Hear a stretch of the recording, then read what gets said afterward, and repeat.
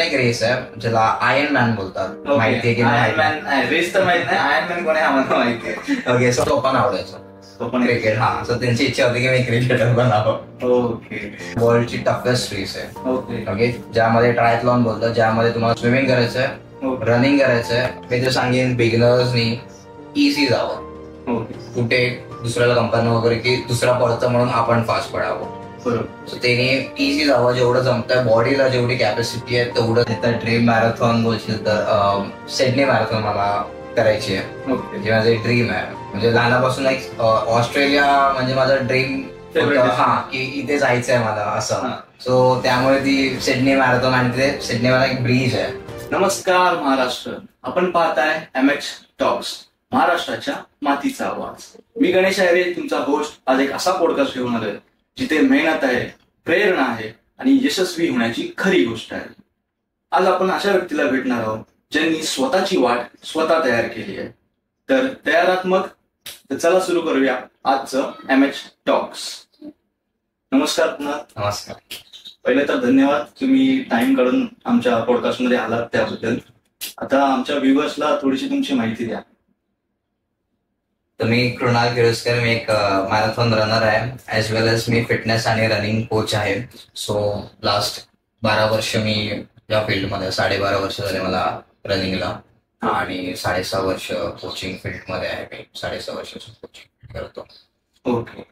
जसं आता तुम्ही सांगितलं की तुम्ही कोचिंग करता, रनिंग करता वगैरे, तर ह्याची मूळ सुरुवात कुठून झाली? सो म्हणजे स्कूलमध्ये असल्यापासून मी कधीच कुठच्या स्पोर्ट्समध्ये पार्टिसिपेट नाही केलं. कधीच नाही स्पोर्ट्समध्ये पार्टिसिपेट केलं. लास्ट इयर होता 10th. मी बोललो चला आता स्कूल संपते, करूया पार्टिसिपेट. आणि मी पार्टिसिपेट केलं आणि सगळ्यामध्ये लास्ट. ओके. सगळ्यामध्ये लास्ट म्हणजे 7वा 8वा असं सगळ्यांमध्ये. ट्रॅकवरती 8 सगळ्यामध्ये 8वा. सर सगळे बोलायला लागले, अरे काय करतोय, हसायला लागले. तो एक थोडा मनामध्ये राहिला, थोडं हर्ट झालं.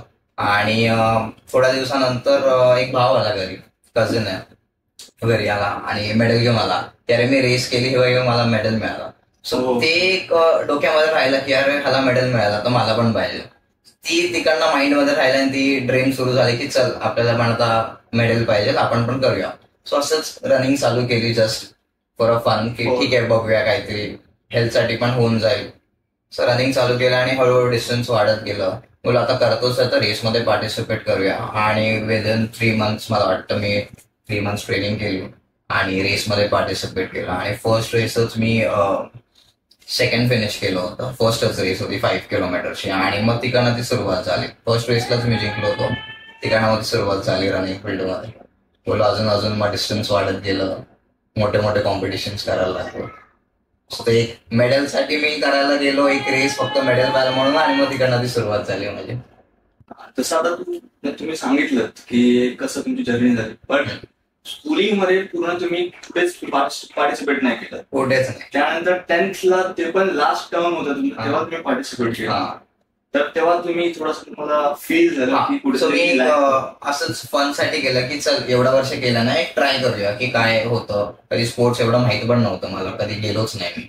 आणि त्यानंतर सुरुवात झाली. आणि मग अगोदर मी क्रिकेट खेळायचो आणि नंतर फुटबॉल खेळायचो कॉलेजमध्ये. आणि जसं कॉलेज संपलं तसं म्हणजे संपत आलेलं ऑलमोस्ट. तेव्हा याच्यातली एक गोष्ट शिकण्यासारखी आहे की तुम्हाला ते हर्ट झाली ती गोष्ट. असं नाही की तुम्ही प्रोफेशनली लहानपणापासून रनिंग करताय किंवा त्या फील्ड मध्ये असं नसून सुद्धा तुम्हाला एक गोष्ट जर हर्ट होऊ शकते एखाद्या मनाला, कोणाच्या मनाला लागली तर ती गोष्ट किती एक छोटी चिंगारी असते, ती किती मोठा लावा होऊ शकते, याच्यातून शिकण्यासारखं आहे. सो मी हेच बोलेन की त्याची एक छोटी गोष्ट आहे जे मला पूर्ण लाईफ चेंज केली माझी पूर्ण रनिंग फील्डमध्ये. रनिंग मध्ये तो लास्ट आला त्यामुळे ते हर्ट झाली ती गोष्ट आणि ती आज तिथं प्रोफेशन झाली आहे. एवढी केवढी मोठी गोष्ट आहे. पण त्याच्यामध्ये एक मला प्रश्न पडतो की तो मेंटल ट्रॉमा एक असतो. म्हणजे जेव्हा तुम्ही लास्ट आलात तेव्हापासून ते तुमची फर्स्ट रेस तुम्ही जिंकले बोलतात, फर्स्ट रेस त्याच्यामधला जो मेंटल ट्रॉमा म्हणजे ते ऍक्च्युअली जे हर्ट झालेलं ते मी थोडं मोटिवेशनल टाईप घेतलं की चल एवढं लोक हसतात आपल्याला, आता काहीतरी करून दाखवलं. सो असं नाही की नर्वस फील झालो किंवा की अरे नाहीच होतं आपल्याकडनं वगैरे, तर ते मोटिवेशनल घेतलं, चल हसतात आता करून दाखवूया आपण. सो चॅलेंज म्हणून ते घेतलं आणि मग तिकडनं ती सुरुवात झाली माझी. ओके, म्हणजे सुरुवात तर बघायला चांगली झाली. जर पहिली मॅरेथॉन, मॅरेथॉनच्या आधी कुठले रेस, नॉर्मल छोटे मोठे रेस असतात तसे, तर ते काय केलं की डायरेक्ट मॅरेथॉन? नाही, मॅरेथॉन म्हणजे बघायला गेलं तर आपण 42 किलोमीटर ही ऍक्च्युअल मॅरेथॉन झाली. हाफ मॅरेथॉन 21 किलोमीटर झाली. सो मी जी गेलेली ती मॅरेथॉन नाही बोलू शकत, 5 किलोमीटर रन होतं. ओके, बट एक बघायला गेलं तर 5 किलोमीटर पण नॉर्मल पर्सनला जर कम्प्लीट करणं बोलाल तर डिफिकल्ट असतं. खूप मोठी गोष्ट आहे. आणि कारण का आजकालच्या या जगामध्ये जो फास्ट ट्रॅकचा आता ऑलमोस्ट चालू आहे, सर्व fast food, fast track, running सर्व सुरू आहे. त्यामध्ये 5 किलोमीटर चालणं पण एक मोठी, चालणं खूप मुश्किल असतं. रनिंग आपण असं बोलतो बट तो फेस वेगळा असतो. रनरला माहिती आहे एक्झॅक्टली काय होतं जे आपण रन करतो आणि ते डिस्टन्स तेवढं कव्हर करतो. राईट. आता जर तुम्ही जी फर्स्ट मॅरेथॉन रन केली त्याच्यामध्ये विन झालं, त्यानंतर कधी असं मोमेंट आला आहे का की तुम्हाला फील झालं की आपण ही चुकलो, किंवा असं कधी मोमेंट होते की आपण ती स्टार्ट तर करतो ती गोष्ट, बट नंतर असं फील होतं की अरे मी चुकून आलो याच्यामध्ये, किंवा मी चुकलोय, मी रिटर्न जातो, कॅन्सल करतो, ड्रॉबॅक करतो, असं कधी झालंय का? असं तर युजली होत नाही, बट एक फेस येतो की माइंड थोडं डिमोटिवेट होऊन जातं एक टाइम नंतर की पुश होतच नाही, बिकॉज तेवढं डिस्टन्स आहे, जवळजवळ तासभर तरी पडायचं आपल्याला. सो एक माइंड मध्ये येतं की अरे काल आता काय करायचं, आता होत नाही पुढे, गिव्हअप करायचं का. सो बट ते एक फिनिश लाईनचं जे फील आहे फक्त स्पोर्ट्स पर्सन सांगू शकतो, रनर सांगू शकतो की काय फील. या क्वेश्चन काय केलं तुम्हाला की आता एक मोठे क्रिकेटर जसे विराट कोहली आहे, त्यांचा एक मोठा बॅट पॅच होता, 4 इयर्स त्यांनी एक पण टेस्ट सेंचुरी केली नव्हती. तर तुमचा तो आता विचार करताना तो विचारला की त्यांनी 4 इयर्स जेव्हा ती ड्रॉबॅक होता, म्हणजे तो एक फेज असतो तो खूप कठीण असतो, तर तो तुमच्या आयुष्यात कधी आला आहे का? असं तर झालेलं 2017ला की मला पूर्ण इयर एक पण पोडियम नाही लागले. पोडियम म्हणजे first, second, third, that is top 3. Okay, रेसमध्ये विन झालं पोडियम बोलतो त्याला. व्ह्युअर्सला ती गोष्ट माहिती आमच्या जे पोडियम मी सांगतो काय असतं, जसं फर्स्ट, सेकंड, थर्ड, असं फर्स्ट, सेकंड, थर्ड असं जे त्याला पोडियम बोलतात. ओके, सो 1 इयर तर मला एक पण पोडियम नव्हती लागली, एक पण पोडियम. सो तो फेस मी बोलू शकतो की थोडा खराब होता, बॅड फेस होता. बट म्हणजे असं व्हायचं की मी 4था यायचो, 5वा यायचो. ओके, म्हणजे फिनिश लाईन समोर दिसायचं, तिसरा फिनिश करताय, म्हणजे 4 सेकंडचा फरक असेल, 10 सेकंडचा फरक, म्हणजे पूर्ण इयर तर माझा असाच गेलेला. 4th, 5th. सो 3rd आला तर काय नाही वाटत, किंवा 5th आला तरी काय नाही वाटत, बट 4th आला तर रिग्रेट होता थोडा. तो फेस होता एक, बट टेम्पररी असतं. आपण ते डोक्यामध्ये ठेवतो आणि हार्डवर्क करतो, ट्रेनिंग करतो, आणि मग नेक्स्ट इयर पासून पोडियम्स लागायला लागले, टायमिंग इम्प्रूव्ह व्हायला लागलं. पण हा फेस पाहिजे लाईफ मध्ये, ह्याने शिकायला पण मिळतं.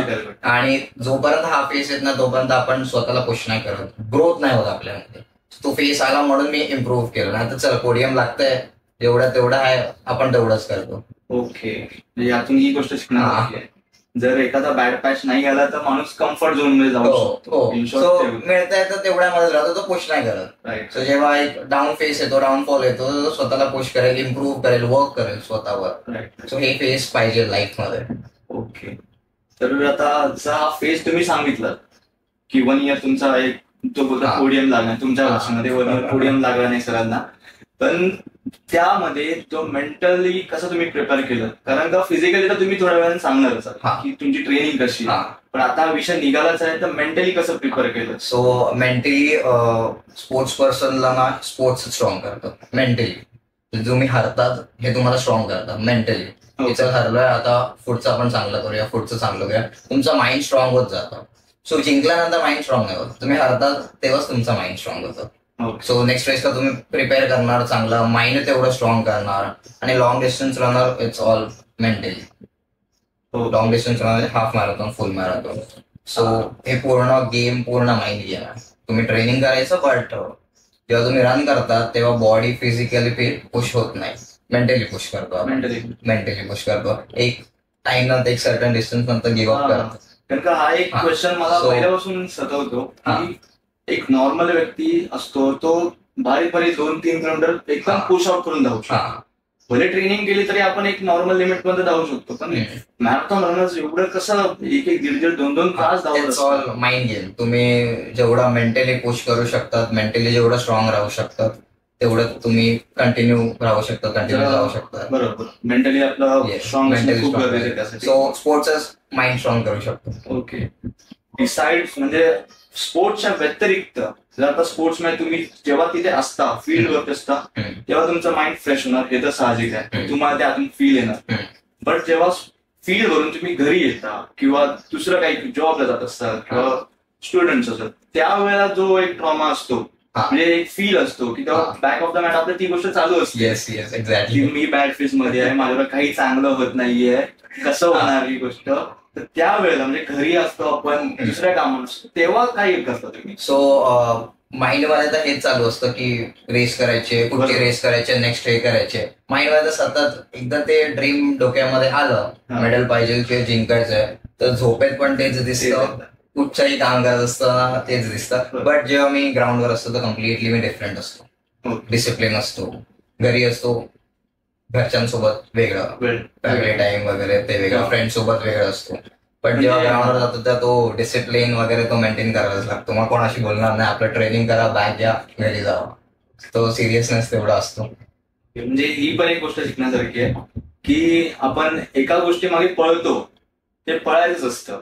म्हणजे ही गोष्ट मला अचीव्ह करायची आहे, तर आपण त्याच्याबद्दल 24 आवर्स विचार करायचाच आहे. पण जेव्हा आपण फॅमिली बरोबर असतो तर ते मोमेंट्स पण आपल्यासाठी एक स्पेशल असतात, तर ते आपण स्वतःहून ते जपले पाहिजे. त्याच्याने पण आपल्याला एक वेगळी ऊर्जा भेटू शकते, एक पॉझिटिव्ह एनर्जी भेटू शकते. तेच त्याच्या मागे एक उद्दिष्ट दिसतंय. आता त्याच्या व्यतिरिक्त तुम्ही असे म्हणजे चांगलं मन म्हणजे आपण बोलतो ना की फील चांगलं झालं त्यासाठी गाणं वगैरे कुठलं ऐकता किंवा कुठलं योगासन करता किंवा दुसरं काही ऍक्टिव्हिटी की स्पोर्ट्स म्हणजे तुमचं प्रोफेशन सोडून दुसरं एक मन रमण्यासाठी कुठे गोष्ट केली होती का त्यावेळेला? एकदा जेव्हा रनिंग चालू केलं त्यानंतर तर दुसरीकडे दुसरे स्पोर्ट्स पण खेळायला टाइमच नाही मिळाला तेवढं तर. पण फुटबॉल मला आवडायचं, फुटबॉल.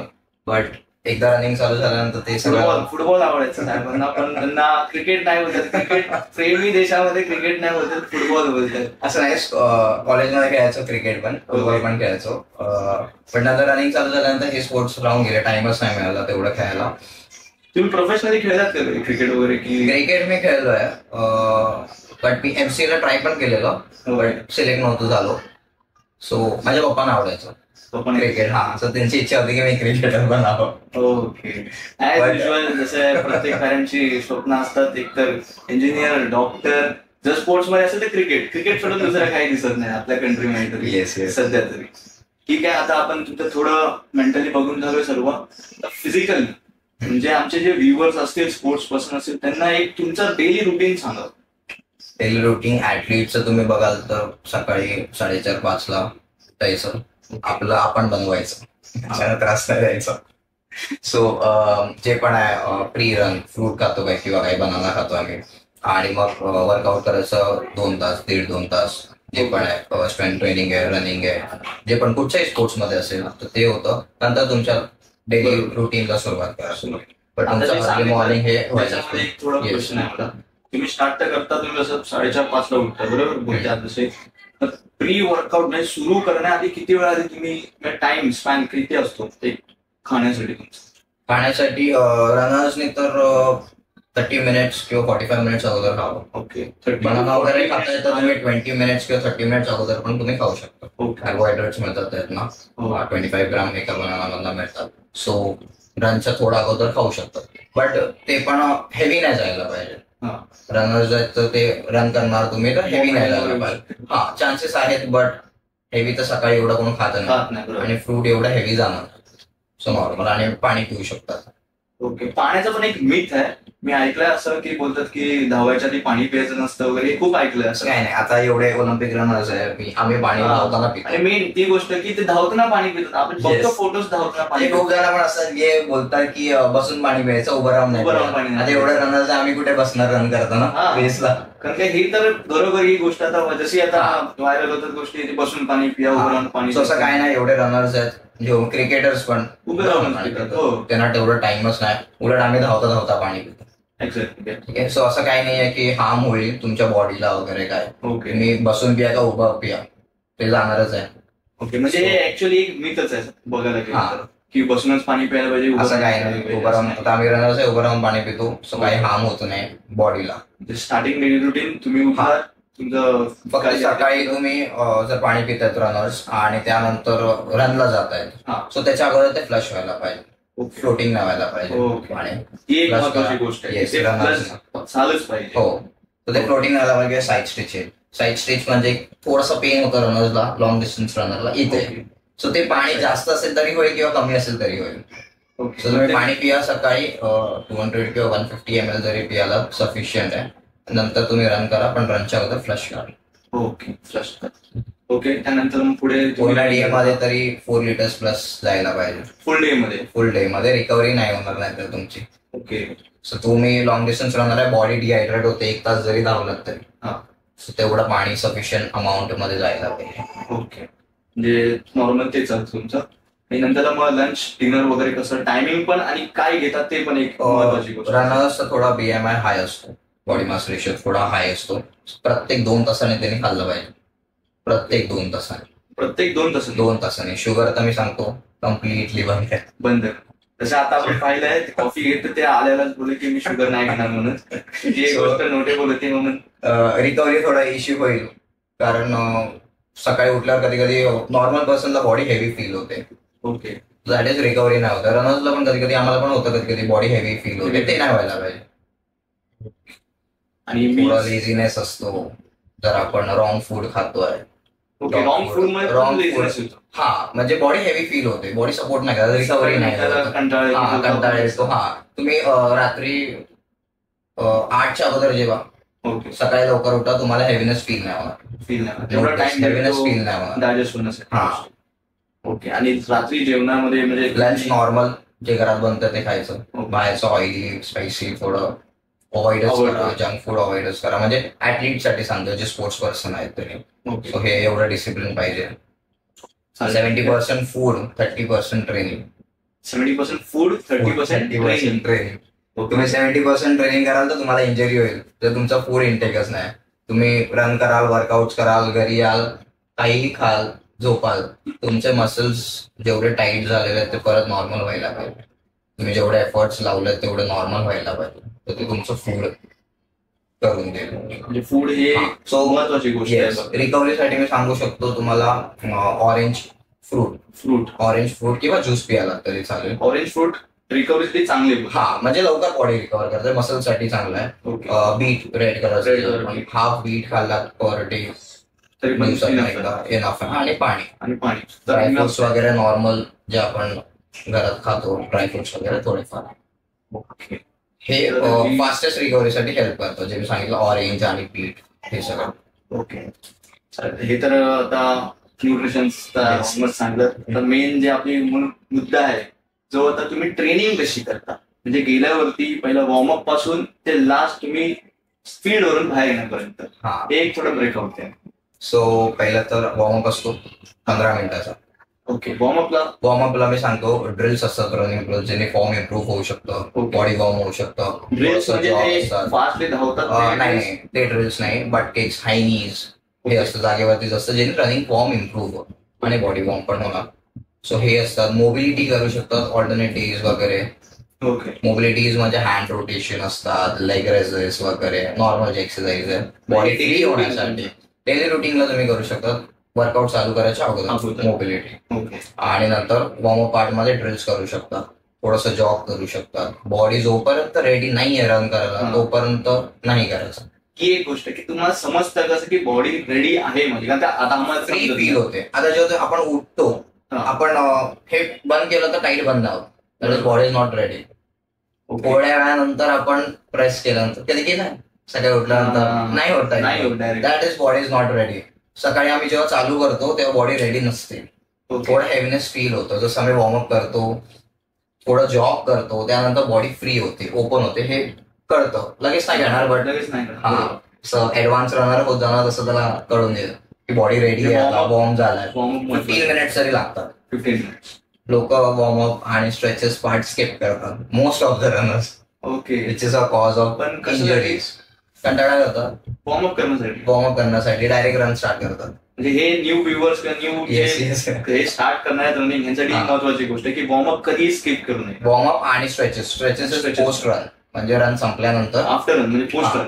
हा, पोस्ट रन स्ट्रेचेस असतात जे मसल्सला रिलीव्ह करतात. ओके. जो होल्ड करतात मसल्सला स्ट्रेच करून ते रिलीव्ह करणार. हे स्किप केलं की डेफिनेटली इंजुरी होणार. डेफिनेटली. ही खूप महत्वाची गोष्ट आहे वॉर्मअप आणि स्ट्रेचेस. तर वॉर्मअप तर तुम्ही सांगितलं 15 मिनिट्स वॉर्मअप. 15 मिनिट्स वॉर्मअप, त्यानंतर वॉर्मअप रन पण असतं. वॉर्मअप रन पण असतं 10-15 मिनिटं रन पण असतं. 15 मिनिट्स पहिला तुम्ही वॉर्मअप, नंतर वॉर्मअप 20 to 30 मिनिट्स मध्ये. हे फक्त लॉंग डिस्टन्स रनर्ससाठी. Okay, long distance. हा, सो जे मॅरेथॉन वगैरे ऍक्च्युअली रन करतात लॉंग डिस्टन्स म्हणजे 5 किलोमीटर 10 किलोमीटर त्याच्यावर जे रन करतात. ओके. सो 20 to 30 मिनिट्स ह्याच्यामध्ये जातात आमचे. त्यानंतर मग कधी इझी रन असतं, कधी स्पीड रन्स असतं, कधी हेल रन असतं, कधी लॉंग रन. हे व्हेरिएशन आहेत रनचे. सो हे एव्हरीडे वेगळे वेगळे असतात. स्पीड रन्सला 400 मीटर्सचे आम्ही फास्ट पळतो, ब्रेक घेतो. ओके. तसं करतो. इझी रनला थोडं रिकव्हरी, रिलॅक्स, तरी रोज स्पीड नाही पळू शकत. बरोबर. तर असा व्हेरिएशन चेंज असतं. कधी हेलवर जातो. कधी कंटाळा येतो का रन करून तुम्हाला? काय फील येतो तसा? लॉंग रनला मजा येते. कंटाळा long run in the sense म्हणजे तुम्ही रोडवर वीकेंड्सला करतात मोस्टली तरी सगळेच रनर संडेला. सो त्यामध्ये 18 किलोमीटर, 20 किलोमीटर किंवा 15 किलोमीटरच्या वर लॉंग रन कन्सिडर करू शकतो आपण. जवळजवळ हाफ मॅरेथॉनची प्रॅक्टिस करते. हा, हाफ मॅरेथॉन वाले 15-18 किलोमीटर किंवा 20-22 किलोमीटर करतात. फुल मॅरेथॉनचे लॉंग रन्स वेगळे आहेत. 25, 28, 30 असे ह्या डिस्टन्सला जातात. तुम्ही म्हणजे 18 किलोमीटर, 24 किलोमीटर काय धावता, टायमिंग काय म्हणजे प्रोफेशनल रनर बघितलं तर 10 किलोमीटर 50 to 60 मिनिटच्या आतमध्ये करतात. 10 किलोमीटर 50 to 60 मिनिटच्या आतमध्ये. ऍडव्हान्स रनरच्या रेसला त्यांचं 35 मिनिट्स खाली असतं. Advance 10 kilometre. हा, 40 मिनिट्सच्या खाली जरी येतं. जे प्रोफेशनल रनर्स आहेत 10 किलोमीटर्स आणि हाफ कन्सिडर करत तर 1 hour 20 minutes around professional. Elites वाले ते 1 hour 7 minutes 4 minutes ह्याच्यामध्ये कम्प्लीट करतात. Half marathon 21 kilometre. आम्हाला वाटतं पूर्ण दिवस जाईल ते कम्प्लीट करायला. ठीक आहे. आता कोचिंग वगैरे करता तुम्ही असं स्टार्टिंगला उल्लेख केला, तर ते कोचिंग वगैरे कुठे आणि कधीपासून सुरुवात केली समजलं कसं? 6.5 वर्ष झाले कोचिंग करतोय मी. सो एक क्लब आहे त्यांनी मला अप्रोच केलं की अरे, म्हणजे ते घरी आले होते. त्यांनी बघितलं अरे तुझ्याकडे एवढे ट्रॉफीज आहे, मेडल्स आहेत. सो मेडल्स माझ्याकडे 100+ मेडल्स आहेत. 100+ मेडल्स आणि ट्रॉफीज 25+ ट्रॉफीज आहेत. सो त्यांनी ते बघितलं सगळं. ते बोलले अरे तुझ्याकडे एवढं टॅलेंट आहे, एवढा कमी वयामध्ये करतोयस, तू हे अजून लोकांना का नाही देत? ओके, तू सुरुवात कर. सो आय वॉज लाईक की अरे नाही, मी अजून प्रिपेअर नाही याच्यासाठी की दुसऱ्यांना शिकवेन म्हणून. मी माझ्यासाठी करतो, मला मेडल्स आवड आहे म्हणून मी करतो. ते बोलले नाही तू ट्राय करशील, तू एवढं तुझ्याकडे आहे टॅलेंट. मी बोललो ठीक आहे करूया.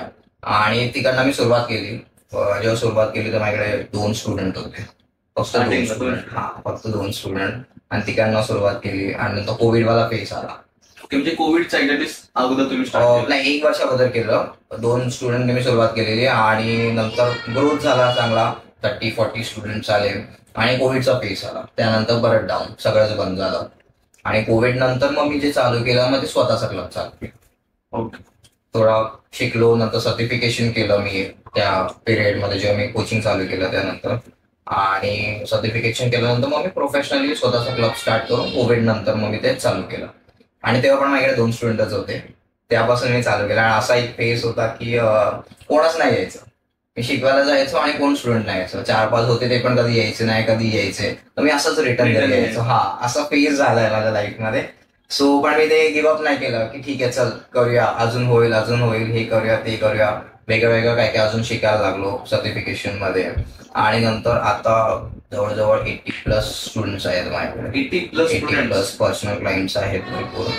तर आता जसं तू सांगितलंस की पहिले 2 स्टुडंट होते, आता 80. पण ते 2 स्टुडंटला पण मेंटेन करणं खूप गरजेचं असतं.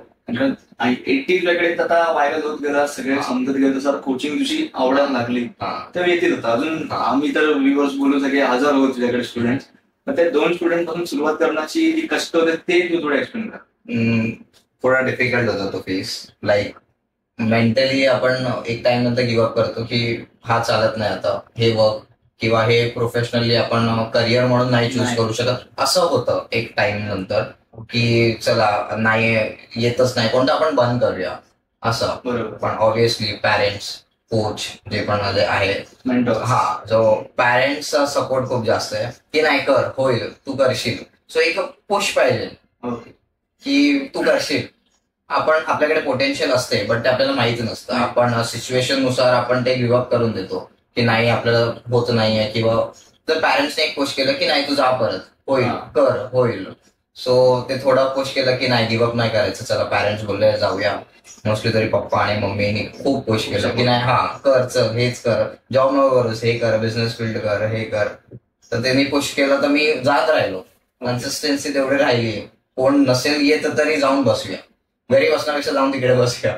सो तर मग एक ह्याच्यामध्ये तुमच्या पॅरेंट्सचा मम्मी पप्पांचा खूप आणि मग थोडं पब्लिश होत गेलं, लोकांना रिझल्ट यायला लागले. आता रिसेंटली 1 वर्ष झाला डिकॅथलॉन मध्ये मी कोचिंग करतोय. डिकॅथलॉन ब्रँड आहे तिकडे तुम्ही कोचिंग करतात. म्हणजे त्यांनी रन क्लब चालू केलाय केप्रन मुंबई म्हणून, हा डिकॅथलॉन केप्रन, तर तिथे कोचिंग करतो. सो तिकडनं अप्रोच केलं त्या लोकांनी. ओके, डिकॅथलॉन स्वतः तुम्हाला अप्रोच केलं. येस, ही फार मोठी गोष्ट आहे की डिकॅथलॉन जर का ब्रँड तुम्हाला डायरेक्ट येऊन अप्रोच करतो, त्याच्यामध्ये तुम्हाला तर श्रेय आहेच, पण याचा भरपूर एक सिंहाचा वाटा आपण बोलतो तर तुमच्या मम्मी पप्पांना जातो. Yes, obviously. कारण का ऍक्च्युअल मध्ये इंडियामध्ये तरी आपलं माहिती आपल्याला, कोणी जॉब सोडून दुसऱ्या प्रोफेशनला जात असेल तर पॅरेंट्स कधीच सपोर्ट नाही करत, कधीच सपोर्ट नाही. म्हणजे मोस्टली त्यांचं असं की जॉब कर, बिझनेस नको. बरोबर.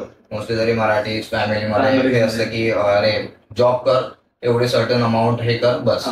आपला मराठी माइंडसेट तसं आहे, म्हणजे पॅरेंट्सला दोष देऊ शकत नाही आपण. मराठी माइंडसेटच तसं आहे की ते प्रिफर करतात की जॉब करावं मुलांनी, 21, 30, 40, 50 भले लाखभर रुपये असू काही असू दे, ती तेवढी एक अमाऊंट, फिक्स अमाऊंट घरी येत असू दे. त्यांना वाटतं की हे एक बेस झाला, बरोबर, असं त्यांना वाटतं. बट तिकडे ग्रोथ खूप स्लो होईल असं मला कुठेतरी वाटत होतं. हे जे चूज केलं ह्यातच ग्रोथ करूया. असं नाही कुठची फील्ड असेल आपल्यावर असतं आपण कसं ग्रोथ करतो त्याला. सो ते मग बिझनेस असू दे की जॉब असू दे. आता हे तर मी प्रोफेशन सांगितलं त्यामुळे, पण बिझनेसमध्ये पण हीच गोष्ट होते. एखादा बिझनेस स्टार्ट करतो, स्टार्टअप स्टार्ट करतात लोक, त्यांची माइंडसेट भरपूर चांगली असते, विचारधारा भरपूर मोठी असते, म्हणजे त्यांना एक गोल्स त्यांचे सेट असतात. पण जो एक बॅड पॅच असतो, एक येतो, तो जास्त वेळ 6 महिने 1 वर्ष असतो, त्याच्यामध्ये गिव्हअप 90% केसेस त्याच्यामध्ये गिव्हअप करतात. आणि तिथे गिव्हअप केलं की पुढे काहीच करत नाही. तो एक मनात भीती राहते की मी हे केलं होतं, अशा सिच्युएशनला अडकलो होतो, मग आता परत केलं तर सपोर्ट होईल. मे बी हे पण मला रनिंगने शिकवलं असेल की कीप गोईंग, तुमच्या लाईफ मध्ये काही होऊ दे, कीप गोईंग. बरोबर. सो कधी आम्हाला फिनिश लाईन तुम्हाला दिसत असते की मला माहितीये मला फिनिश लाईन दिसणार आहे, तर मला तिथे पोहोचायचं, म्हणजे काही पण होते, कीप गोईंग. हे खूप चांगलं उदाहरण आहे. आणि मेन म्हणजे तुमच्या मम्मी पप्पांना की त्यांनी तुमचा जो वेळ असतो, एक खराब वेळ असते त्याच्यामध्ये तुम्ही गिव्हअप करू शकता, त्याच्यामध्ये तुम्हाला त्यांनी एक पाठीवरची थाप दिली, ती खूप मोठी गोष्ट आहे. सपोर्ट, त्यामुळे तो सपोर्टसाठी त्यांना तर मला खरोखर सलाम आहे.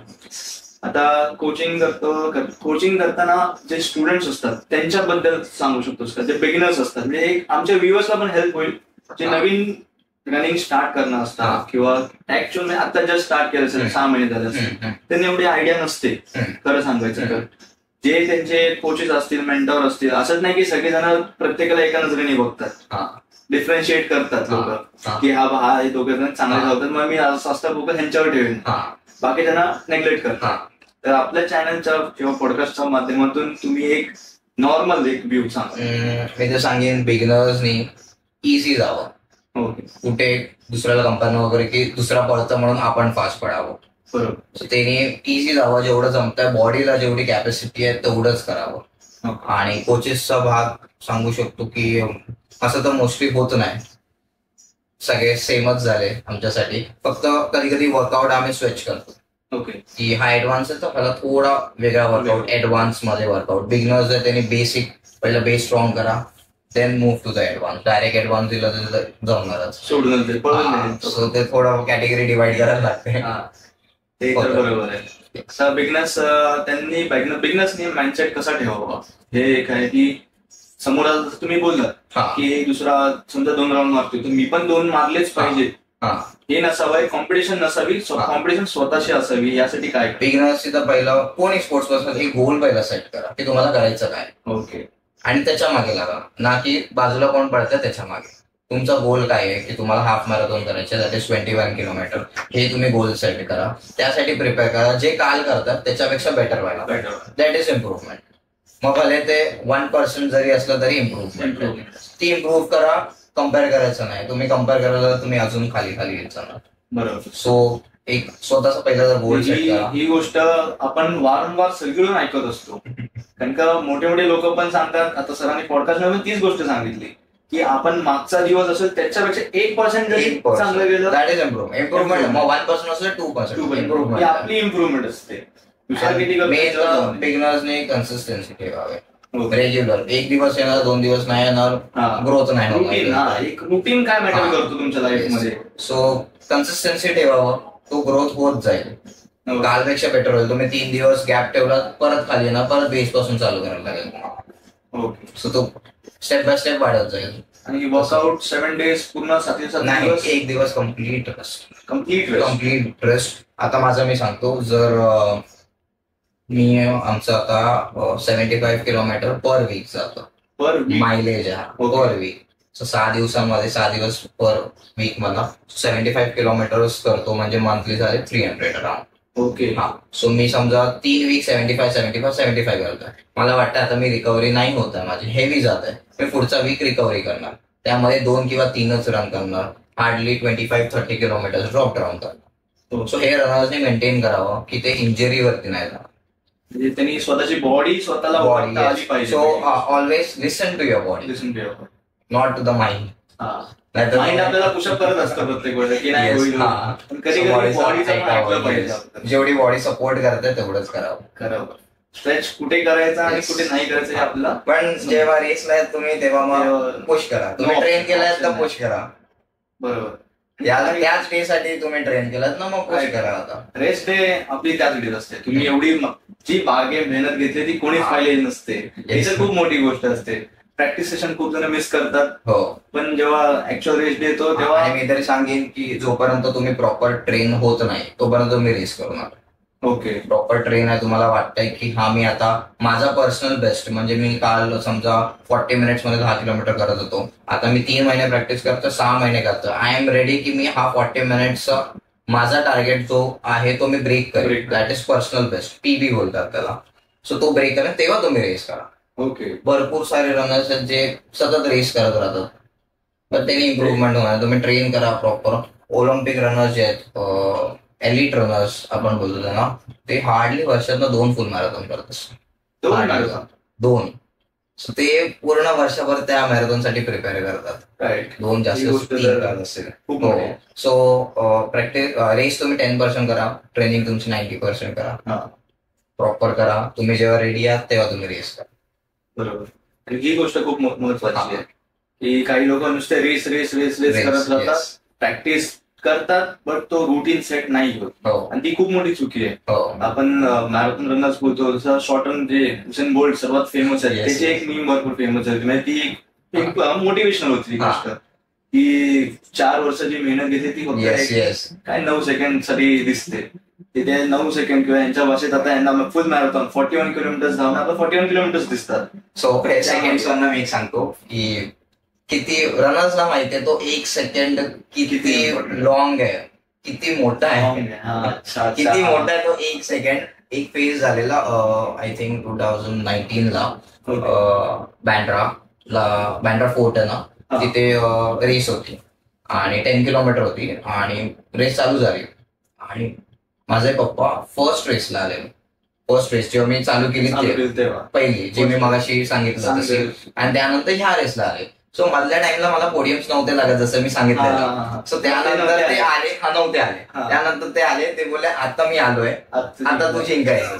सो ते माझा एक प्रेशर म्हणून होता माझ्याकडे, आणि प्रेशर मध्ये कधी रन नाही करावं, तो एक प्रेशर होता की पप्पा आल्याचं जिंकायचं आपल्याला. आणि 10 किलोमीटर्स होती आणि खूप त्यानंतर माझा बेस्ट पण येत नव्हता. सो माझा बेस्ट होता तेव्हा 40 मिनिट्स, आणि माझा बेस्ट येतच नव्हता. रेस्ट येत नव्हता म्हणजे 40 मिनिट्स पेक्षा मी तो 40 मिनिट्सचा बॅरर ब्रेकच नव्हतो करत. खूप ट्राय केलं. एक सर्टन टाइम नंतर एक लिमिटला खूप जास्त पुश करावं लागतं. स्टार्टिंगला फटाफट टाइम कमी होतो, नंतर खूप टाइम लागतो. तो 10 सेकंड पण पुश करायला खूप टाइम लागतो. म्हणजे वर्षभर ट्रेनिंग करतात पण तो सेकंड पण कमी होत नाही, असं पण होतं. म्हणजे एक सेकंड पुश करण्यासाठी वर्षभर ट्रेनिंग पण लागते. येस. सो त्या रेसमध्ये चालू केली आणि 3 जण आम्ही सोबत होतो. माझ्यासोबत 2 जण होते पुढे. ओके. आणि तो एक लीड करत होता, नंतर सेकंड होता आणि थर्ड होतो मी. सो मी चेस करत होतो, ट्राय करत होतो. हा. सो 9-10 किलोमीटर होते. 9.5 किलोमीटर पर्यंत आम्ही तिघे एकत्रच होतो. 9.5 किलोमीटर पर्यंत एकत्रच होतो. म्हणजे 9.5 मोस्टली तरी होत नाही, रेअरली होतं. पुढे मागे होऊन जातं. बट लास्ट किलोमीटर होतं ना, तिघांनी पुश केलं, भरपूर पुश केलं. म्हणजे बोलू शकतो ह्युमन लिमिट ऑलमोस्ट संपलेली. काहीच बाकी नव्हतं माझ्या बॉडीमध्ये. फक्त एक होतं की पप्पा आलेत, फिनिश करायचं, जिंकायचं. ऑलमोस्ट मी टॉप 3 मध्ये होतोच. 14 वाला खूप मागे होता. सो टॉप 3 मध्ये होतो. मला माहिती मी आता जिंकणार आहे, टॉप 3 मध्ये तरी येणारच आहे. पण मला फर्स्ट साठी पुश करायचं होतं. मी माझं पूर्ण जेवढे एफर्ट सगळं लावून टाकलेलं पूर्ण लास्ट किलोमीटरला. आणि लास्ट किलोमीटर माझं गेलेलं 3 मिनिटं 15 second, which was fastest. 9 kilometre संपल्यानंतर पण हा पेसला मी पुश केलेलं. आणि फर्स्ट वाला त्याचा टायमिंग होता, मी थर्ड फिनिश केली. तुला टायमिंग सांगतो मी. 37 मिनिट्स 28 सेकंड फर्स्ट आला. 37 मिनिट्स 29 सेकंड सेकंड. आणि मी 37 मिनिट्स 30 सेकंड. एक सेकंडचं. आता जे बोलले की 1 सेकंडचं महत्व काय असतं, त्याचा अर्थ हा 1 सेकंड पुढे ते एक पोडियम तुम्ही वरती चढला असता. पण तो 1 सेकंड खूप डिफिकल्ट होता आणि खूप हार्ड होता पुश करायला. म्हणजे पूर्ण मी सगळ्याच एफर्ट्स लावून टाकले, तरी पण तो 1 सेकंड पुश नाही झाला माझ्याकडनं. मला त्या 1 सेकंडची व्हॅल्यू आहे. 1 सेकंड किती इम्पॉर्टंट आहे तुमच्या लाईफमध्ये. आम्हाला आता असं वाटलं की जे शॉर्ट रन्स असतात 100 मीटर किंवा त्यांच्यामध्ये एवढं क्रुशल्स असतील. मॅरेथॉन रनरला पण ही सेकंड खूप मॅटर करतात, खूप मोठी गोष्ट आहे. तर फार फार फार कठीण आहे हे. म्हणजे ह्यासाठी म्हणजे शिकणं भरपूर खूप मोठी गोष्ट आहे की आपण वेळ कसा नियोजित करावा, म्हणजे कसं मॅनेजमेंट करावं वेळेचा, हे पण एक खूप मोठी गोष्ट आहे. तर आता तुम्ही कोचिंगच बद्दल आपण पुढे बोलू. आता तुमचे 80 स्टुडंट्स आहेत बोलतात तुमचे, तर तुम्ही डिकॅथलॉन कडून तर तुम्ही ट्रेनिंग देतात, पण तुम्ही पर्सनली पण तुमचं काही पर्सनल क्लायंट्स पण आहेत. ग्रुप सेशन्स मॉर्निंग आणि इव्हिनिंग होतात. ओके. मॉर्निंग एक सेशन होतं आणि त्यानंतर मग पर्सनल सेशन्स. मग ते इंडिव्हिज्युअल एक क्लायंट असतात. तसं सिनियर सिटीजन पण आहेत जे फिटनेस साठी करतात, नॉट फक्त रनर्स नाही. ग्रुप सेशन मध्ये रनर्स आहे, बाकी पर्सनल ट्रेनिंग में मोस्टली फिटनेस वाले आहेत. सो रनिंग आणि फिटनेस दोन्ही शिकवतो. तसं सिनियर सिटीजन्स पण आहेत, त्यासाठी काही एक सांगू शकता का सिनियर सिटीजन्स साठी की त्यांनी म्हणजे त्यांना जर काही प्रोफेशनल धावायचं नाही, त्यांना हेल्थ मेंटेन करण्यासाठी? येस, मी तर सांगेन की ऍट द एज ऑफ 20 तुम्ही चालू करा किंवा 30 चालू करा. 25 नंतर ऑलमोस्ट मेलला प्रेशराईज नाही, पण प्रेशर सगळं रिस्पॉन्सिबिलिटीज येतात ज्यामुळे त्याला ट्रेनिंग करायला मिळत नाही. आणि 40 नंतर त्याला काही ना काय हे पेन होतं. आजकाल तर 25 आणि 30 वाल्यांना पण पेन चालू आहे, बॅक पेन हे ते. बॅक पेन भरपूर मोठी गोष्ट आहे. सो तो एक भले आठवड्यातनं 3 वेळा काय तुम्ही एक्सरसाइज करा, घरात करा किंवा वॉक तरी ऍटलिस्ट करा. थोडंसं रन केला 10-20 मिनिट्स सफिशियंट आहे. हे रुटीन पाहिजे. ताकी आता माझ्याकडे जे सिनियर सिटीजन क्लायंट्स आहेत, असे पण क्लायंट्स आहेत हेवी वेट वाले ज्यांना चालायला पण त्रास होत आहे. आणि आता तुम्ही करायला जाताय तर ते खूप डिफिकल्ट होऊन जातं. ज्यांना खूप टाइम निघून गेला, लेट झालेला असते, पण तरी ते करतात. It's a good thing. पण ते खूप लेट समजतं आपल्याला की आता केला पाहिजे आपण ट्रेनिंग, तोपर्यंत जो पिरियड निघून जातो. हेवी वेट वाढतं नंतर किंवा जॉईंट्स मध्ये पेन होतात. बॉडीची काळजी घेणं खूप इम्पॉर्टंट आहे. म्हणजे फक्त असं नाही की तुम्ही रनिंग करताय म्हणून यासाठी, पण एक ऍक्च्युअल प्रॉपर नॉर्मल लाईफ मध्ये पण बॉडीची काळजी घेणं खूप गरजेची. आणि आपणच एक एज झाल्यानंतर आपणच स्वतःला रेस्ट करून घेतो की चला गाडीने जाऊया, आपल्या एज झाल्या आपल्याला जमणार नाही. ज्या गोष्टी स्टेशनला जायचं गाडीने कॅब करूया, नाही म्हणजे तो बॉडीला रिझन आहे की लवकर आपण म्हातारे होतो की आपण ऍक्टिव्हच नाही ठेवत. जसं गावाची लोक वजन घेऊन चालतात अजून पण, ही गोष्ट ही खूप मोठी गोष्ट आहे. Yes, म्हणजे आम्ही पण जेव्हा गावी जातो ना तेव्हा बघितलं ही गोष्ट की जेव्हा जेव्हा आपण गावी जातो ती लोक तसंच अजून सुद्धा वागत असतात. हा तेवढंच चालतात, तेवढंच काम ते करतात, कधी सगळं माइंडला तसंच करतात. रिझन देत नाही की एक झालंय नाही, आपण नको करूया आता. आणि 20 वर्षापूर्वी पण करत ते आता पण तेवढंच हा, करतात ते. तेवढंच आता करतात. result तरी आपण Yes, चकित होतो yes. त्यांना बघून. पण आपलं आता शहरात आलं, सगळ्या सोयी सुविधा हो. भेटल्या. आपलं म्हणजे याच्यात ही गोष्ट सांगण्यासारखी आहे की रनिंग करा, एक्सरसाइज करा, काही करा, बट Yes. बॉडीला फिट बॉडीला ही fit खूप ठेवा. महत्वाची गोष्ट Yes. आहे. ठीक आहे, आता आपण थोडं पुढे जाऊया. रनिंग करता डिकॅथलॉन वरून तुमची मोठे एवढं नाव घेतलं त्यामुळे आता थोडस आता तिकडे म्हणजे काय अनुभव भेटतो तुम्हाला? तिथे जो आता मी ग्रुप सेशन्स घ्यायचो त्याच्या 3-4 इंटू क्राऊड आहे. ओके, सो तो एक वेगळा एक्सपिरियन्स आहे तुम्हाला की एवढा. तिकडे जाऊनच ट्रेनिंग द्यावी लागते? हा, ह्याचे सेशन शिवाजी पार्कला होतात. एव्हरी थर्सडे होतं किंवा कधी संडे असतात. ओके. किंवा इव्हेंट्स असतात संडेला. त्यांनी ऑर्गनाईज केलेले असतात? हा, म्हणजे ते लोक प्रोव्हाइड करतात सगळं. Okay. ओके, तो सेशन्स मी घेतो त्याचे. आणि एक वेगळा एक्सपिरियन्स आहे रॅदर दॅन दिस जे मी माझे क्लबचे आहेत. हा, त्यापेक्षा तो क्राऊड वेगळा आहे आणि वेगळ्या वेगळ्या टाईपचे रनर्स आहेत त्याच्यामध्ये. असं तो वेगळाच एक्सपिरियन्स आहे. हा, तेवढा क्राऊडला हँडल करणं पण थोडं. आणि तिथे असे पेसर्स दिलेत.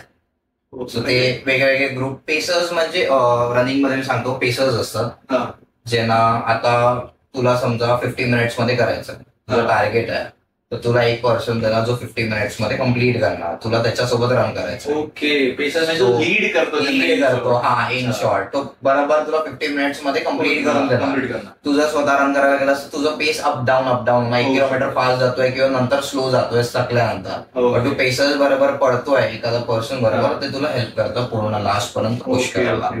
सो तसे पेसर्स आहेत तिथे 6 पेसर्स आहेत जे ग्रुप डिवाइड होतात. आणि प्रत्येक स्पीडचे ग्रुप आहेत. एक स्लो आहे, एक मीडियम आहे, एक फास्ट आहे. मग ते पेसर्स त्यांना लीड करतात त्या ग्रुपला. सो हे एक्सपिरियन्स खूप वेगळा आहे. कारण की युजली नसतो. एक प्रोफेशनली गेलात तेव्हा तुम्हाला भेटतं. येस, चांगली गोष्ट आहे ती. आता त्यांचं म्हणजे आता जसं तुम्ही आता स्वतः कोचिंग करता कुठे करता म्हणजे व्ह्युअर्सला समजण्यासाठी? मी वर्ली पोलीस कॅम्पमध्ये मुंबईमध्ये वर्ली पोलीस कॅम्पमध्ये इथे माझे सेशन्स असतात. सकाळी एक सेशन्स आहे आणि इव्हनिंगला एक सेशन आहे. सकाळी 7चं सेशन्स आहे. सो यामध्ये पोलीस भरतीची पण ट्रेनिंग होते. पोलीस कॅम्पला तर मोस्टली पोलीस भरतीवाले त्याची ट्रेनिंग होते. रनिंग आणि फिटनेसची ट्रेनिंग होते. ऍथलेटिक्सचं पण मी शिकवतो ज्याच्यामध्ये शॉर्टपुट आहे, जॅव्हलिन थ्रो आहे. हे सगळं मी नंतर शिकलो जेव्हा सर्टिफिकेशन केलं त्यानंतर हे शिकवलं. सो ऍथलेटिक्स फक्त जम्प इव्हेंट सोडून जे पण ट्रॅक आणि थ्रो इव्हेंट्स आहे हे सगळे मी शिकवतो. Track and throw events, shot put, javelin throw आणि डिस्कस हॅमर थ्रो नाही हे करत. ओके, हे 3 मोठी गोष्टी शिकवता. अच्छा, आता जसं तुम्ही उल्लेख केलात की वरळी पोलीस कॅम्पमध्ये शिकवता ही गोष्ट. तिथे काय पोलीस भरतीला होणारे जे मुंबई पोलीस असतात किंवा महाराष्ट्र पोलीस असते ते भरती होणारे स्टुडंट पण तुमच्याकडे येतात. तर त्याच्याबद्दल काही एक वेगळा एक्सपिरियन्स येतो का? त्यांची फिटनेस कशी असते? सांगतो, त्यांचा माइंडसेट खूप टोटली डिफरंट आहे. म्हणजे एवढं स्ट्रॉंग माइंडसेट आहे. त्याने पूर्ण त्यांची लाईफ त्याच्यासाठीच दिली आहे. त्यांना दुसरं काहीच नाही माहित असतं. आणि मोस्टली तरी लांबून पण येतात. सांगली वगैरे तिकडनं जे सातारा वगैरेचे असे पण आहेत. पण ते ह्याच गोष्टीसाठी तर ते दुसरं त्यांच्या माइंडमध्ये नसतंच की हे नाही झालं तर हे करूया. हे माइंडमध्ये नसतंच. ऑप्शन एकच आहे की करायचं तर हेच. त्यांचा माइंडसेट खूप टोटली डिफरंट आहे. आपण ऑप्शन ठेवतो हे नाही झालं तर हे करूया किंवा जॉब करूया. त्यांचं माइंडसेट नाही आहे. ते अटेम्प्ट जरी फेल झालं तरी परत तेच करणार ते लोक. फोकस काय असतं त्यांच्याकडून शिकण्यासारखं भेटलं तुम्हाला? त्यांचा माइंडसेट आलोय मी तर मी करणार हेच करणार. त्यांना काहीच नाही. त्यांचे म्हणजे स्टॅमिना लेवल म्हणजे त्याच्यावर थोडं स्टॅमिना लेवल त्यांचं खाणं तसं आहे. बाहेरचं खात नाही. ओके, जे म्हणतात भाकरी चपाती जे पण आहे भात घरचं खाणं लिमिटेड खातात. असं पण नाही की ओव्हर इट वगैरे नॉर्मल जेवण आहे. पण असं पण नाही की आता आपण सगळे प्रोटीन पावडर्स वगैरे निघाले लोक घेतात. ह्याच्यावर पण एक होतं तुम्ही कंटिन्यू करा. सो ते लोक काही नाही करत. नॅचरल बॉडी आहे. आणि मी तरी सजेस्ट करेन की नॅचरल बॉडी जेवढं नॅचरल फूड मला तुम्ही इंटेक कराल प्रोटीन ते बेस्ट आहे rather than supplements and all. भरपूर जण करतात की हा घेतोय म्हणून हा घेतो, मी घेतो बरोबर. पण ते नॅचरल फूड मधनं पण मिळतच आहे ना तेवढा अमाऊंट ऑफ प्रोटीन. पण त्याच्यामध्ये काही आम्ही प्रोफेशनल्स बोलतात की प्री वर्कआउट जर तुम्ही मगाशी सांगितलं सकाळी फ्रुट्स खाता वगैरे, काही ते काय येतो पावडर्स वगैरे पण येतात मोस्टली तरी बूस्ट करण्यासाठी. मोस्टली तरी पोस्ट वर्कआउट प्रोटीन इंटेक करतात. Post workout protein intake supplement जे पावडर्स घेतात ते पोस्ट वर्कआउट करतात. प्री वर्कआउट जर असेल तर मध्ये पावडर्स जे युज करतात ते एनर्जल वगैरे, इलेक्ट्रोलाइट्स हे युज करतात थोडं डिहायड्रेशन नाही होण्यासाठी. दॅट इज ओके, ते तुम्ही घेऊ शकता. सप्लिमेंट्स वगैरे सप्लिमेंट्स मी तरी सजेस्ट नाही करत. असं नाही की घेऊ नये, पण मी तरी सजेस्ट नाही करत. जेवढं नॅचरल फूड्स मधनं इंटेक होईल तेवढं बेटर आहे. त्यानंतर साईड इफेक्ट आपण बॉडी बिल्डर्स वगैरे बघतो, पहिलं तर भरपूर चांगली बॉडी दिसते वगैरे सर्व तसं, पण जसं एज होत जातं तेव्हा खूप बेकार. नॅचरल बॉडी असेल तेवढं स्ट्रेंथ राहील पण. आणि ऍथलीट्सला कुठे बॉडी दाखवायची नाहीये, लीन बॉडी आहे, लीन प्रोटीन आहे. लीन बॉडीवर आता आठवलं की आपण बघतो मॅरेथॉन रनर्स असतात ते एकदम बारीक असतात, जे शॉर्ट रन करण्यासाठी ते एकदम म्हणजे बॉडी. ह्याचा मागचा मी सांगतो, शॉर्ट डिस्टन्स रनर 100, 200, 400 हे स्ट्रेंथनी पडतात, ह्यांना स्ट्रेंथ लावायची.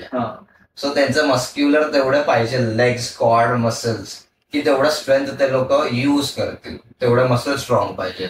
कारण पूर्ण गेम स्ट्रॉंग करते, ताकद जेवढी असेल तेवढा फास्ट पडणार.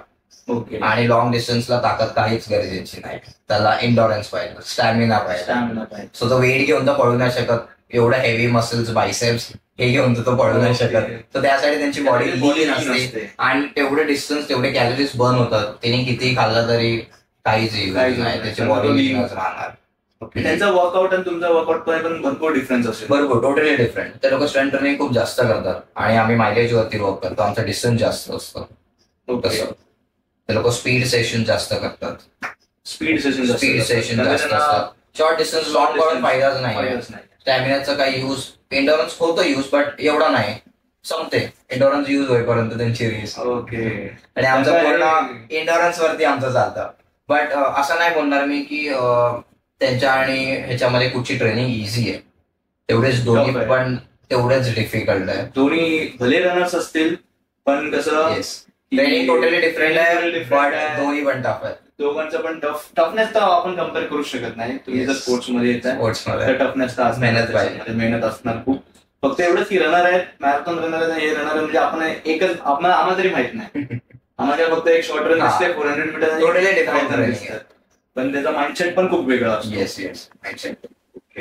तर आता एक एक्सपिरियन्स शेअर करा, असं की न्यू रनर्स, न्यू बिगनर्स असतात, ते काय चुका करतात. पहिलं तर न्यू रनर्स आहेत जे ट्रेनिंग प्लॅन प्रॉपर करत नाही.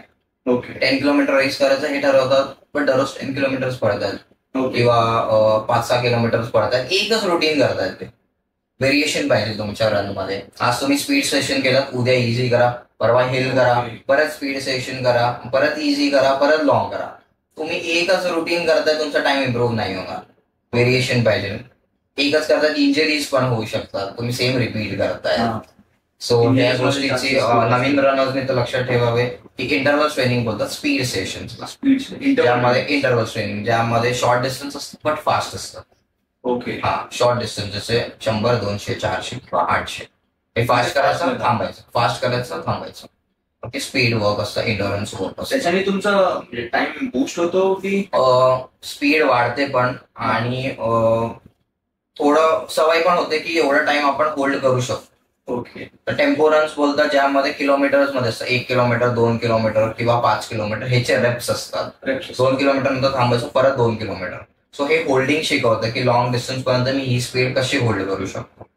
म्हणजे इन शॉर्ट आम्ही पाहिले ते कधी कधी जेव्हा आम्ही पण जायचो, आम्ही यंग असताना जायचो, म्हणजे एक जो सर्कल आहे, हाफ सर्कल ते फास्ट पळायचे, नंतरचा हाफ सर्कल पूर्ण वॉकिंग स्पीड मध्ये जायचे. ह्याला फाटलॅक रन बोलतात की फास्ट पडा, रिकव्हरी करा, शॉर्ट डिस्टन्स मध्ये परत फास्ट पडा, परत शॉर्ट डिस्टन्स मध्ये. सो एक 6-7 रेप्स नंतर तुमची रिकव्हरी होत नाही तेवढीशा शॉर्ट डिस्टन्स मध्ये.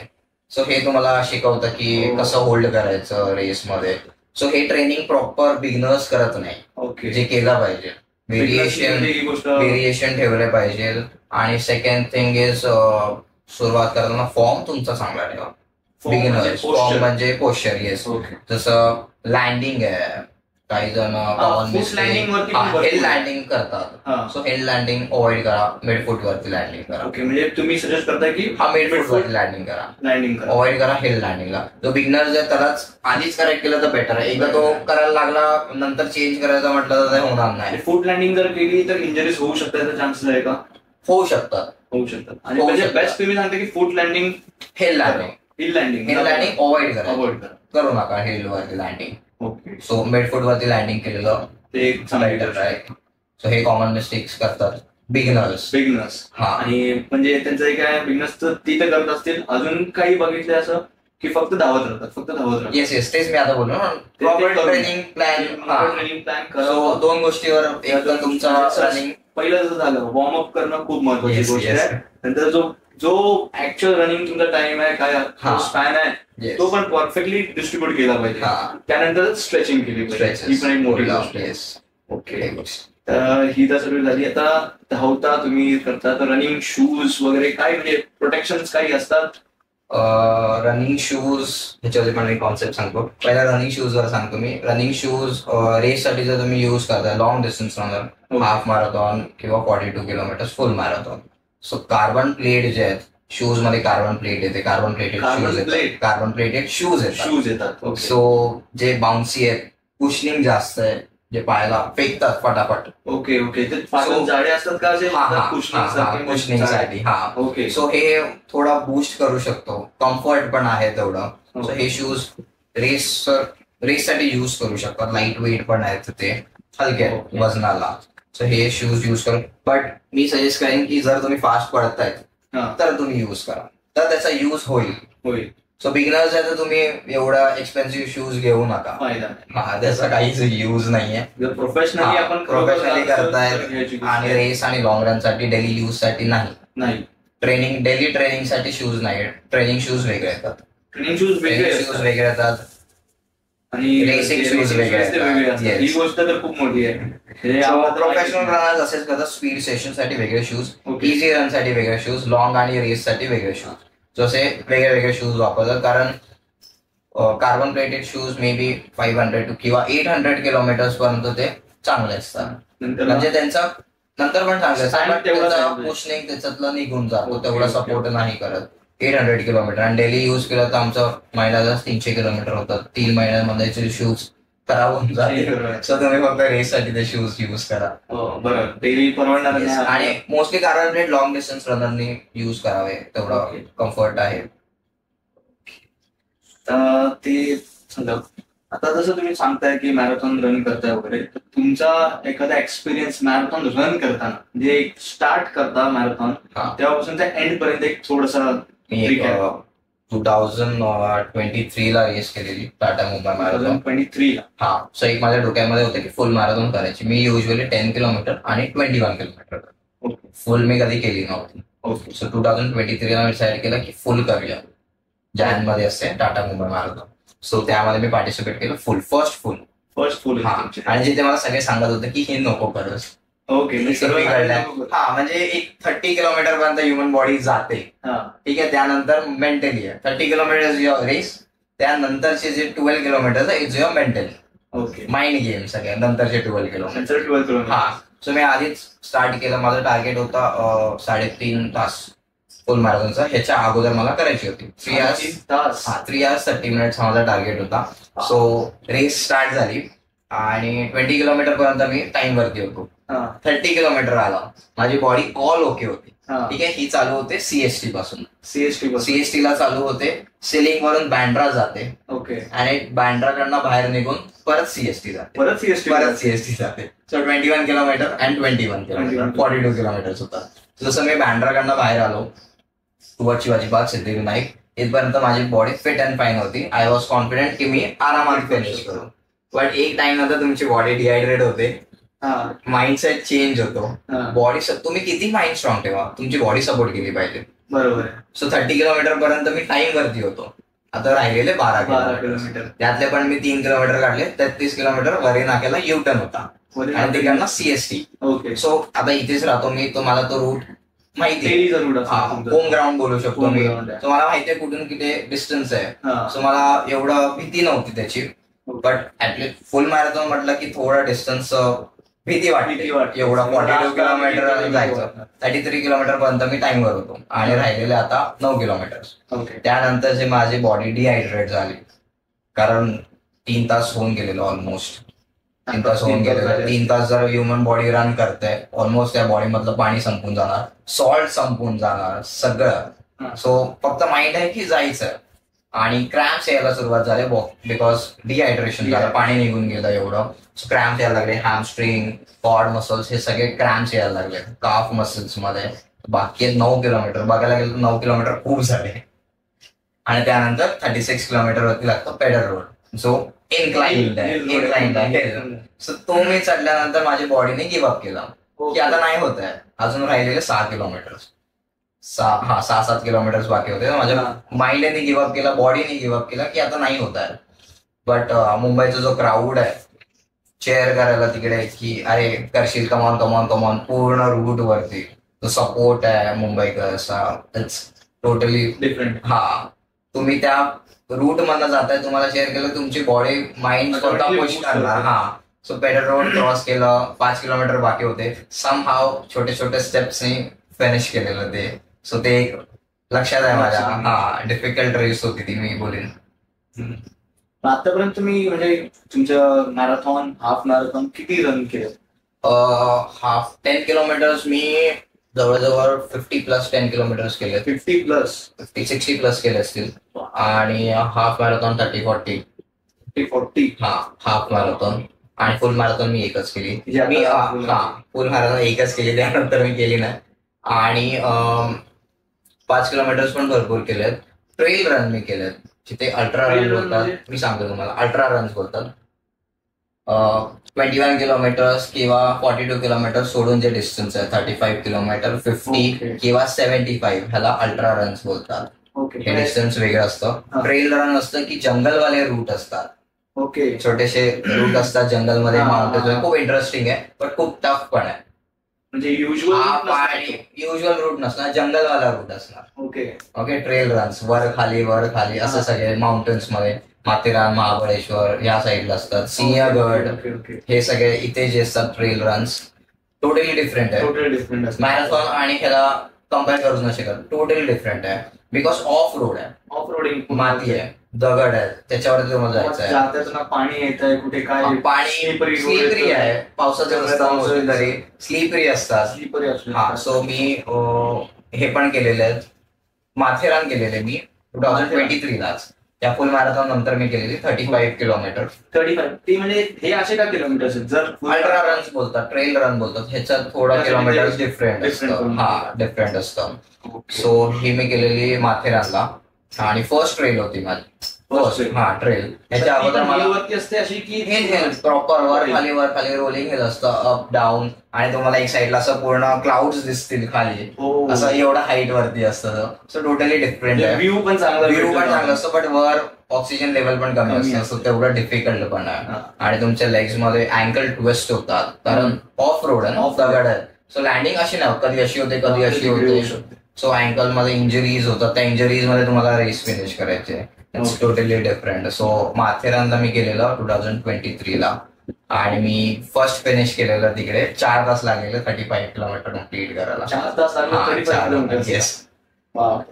4 तास धावण्याची मोठी गोष्ट आहे पहिली आमच्यासाठी. तुम्ही फर्स्ट आलात त्यामध्ये. आता जसं सांगितलं ट्रेल रनिंग बोलतात नाही ना, तर त्याच्यामध्ये शूजचा काही इफेक्ट पडतो का? शूज कम्प्लिटली डिफरंट पाहिजे. खालची ग्रीप वेगळी असते, ऑफ रोडिंगची ग्रीप वेगळी असते, जास्त ग्रीप असते त्याला. थोडे हेवी येतात ते रेसिंग शूज पेक्षा, कार्बन प्लेट पेक्षा थोडे हेवी येतात की. आणि थोडं खालून ब्रॉड पण असतात की तुमचा अँकल ट्विस्ट नाही. कारण तिथे कसंही पडू राहतात ना. थोडं मी सांगेन एक साईज मोठी घातलं तर बेटर आहे. छोटी नाही चालत, मोठी असेल तर चालते. मोठी असल्याचा पाय ऍडजस्ट होऊन जाईल. पण हे प्रत्येकाच्या लँडिंग वरती डिपेंड आहे की तुम्ही कुठचा शूज युज केला पाहिजे. काही हिलवर करतात, प्रोनेशन, सुपायनेशन असं असेल. आउटर साइड हिल लँड होतं काही लोकांचं, इनर साइड. हा बरोबर बरोबर. काही आपण त्याच्यावर shoes पण डिपेंड आहे बघतो. तुम्ही कुठचे शूज यूज करतात, कसे शूज यूज केले पाहिजे. ओके, म्हणजे आता जसं सांगितलं तुम्ही याच्यात चांगलं म्हणजे एक पॉईंट चांगला आहे. हा आपण बघतो की काही लोकांचे शूज एका साईड क्रॉस झालेले असतात, एक तर आउटर साईड काही इनर साईड आहे. तर त्यांनी कसं ओळखलं पाहिजे की बाबा मी जर रनिंग करणार आहे, त्यांनी कसं ओळखलं पाहिजे की मला एक साईज मोठी घ्यायचे शूज की नाही घ्यायचं हे, किंवा काय चेंजेस केले पाहिजे? पहिल्या तर लँडिंग वरती तुम्ही डिसाईड करा की कोणते शूज घेतले पाहिजे. ओके 4 फूट लँडिंग असेल तर त्याचे शूज वेगळे येतात. ओके हिल वरती लँडिंग असेल तर त्याचे शूज वेगळे वेगळे येतात. हा सो इनर असू दे आउटर असू दे, पण हिल वर लँडिंग होत आहे तर मग त्याचे शूज वेगळे, कुशनिंग जास्त पाहिजे त्याच्यामध्ये. ओके. तसे सो आणि डिफरंट. अजून एक आहे की आपले नॉर्मल पाय म्हणजे आपण जे खालचं तळवा बोलतो हा तिथे काही जणांचे फ्लॅट असतो. फ्लॅट असतो. ती पण एक गोष्ट मी ऐकली अशी की हा. फ्लॅट आहेत तळवा भरपूर, बट त्याचे फिजिओथेरपीज किंवा एक्सरसाइज घेऊन तुम्ही करू शकता. बट मी तरी सांगेन की काही इश्यू नाहीये रनिंग मध्ये, तुम्ही करू शकता.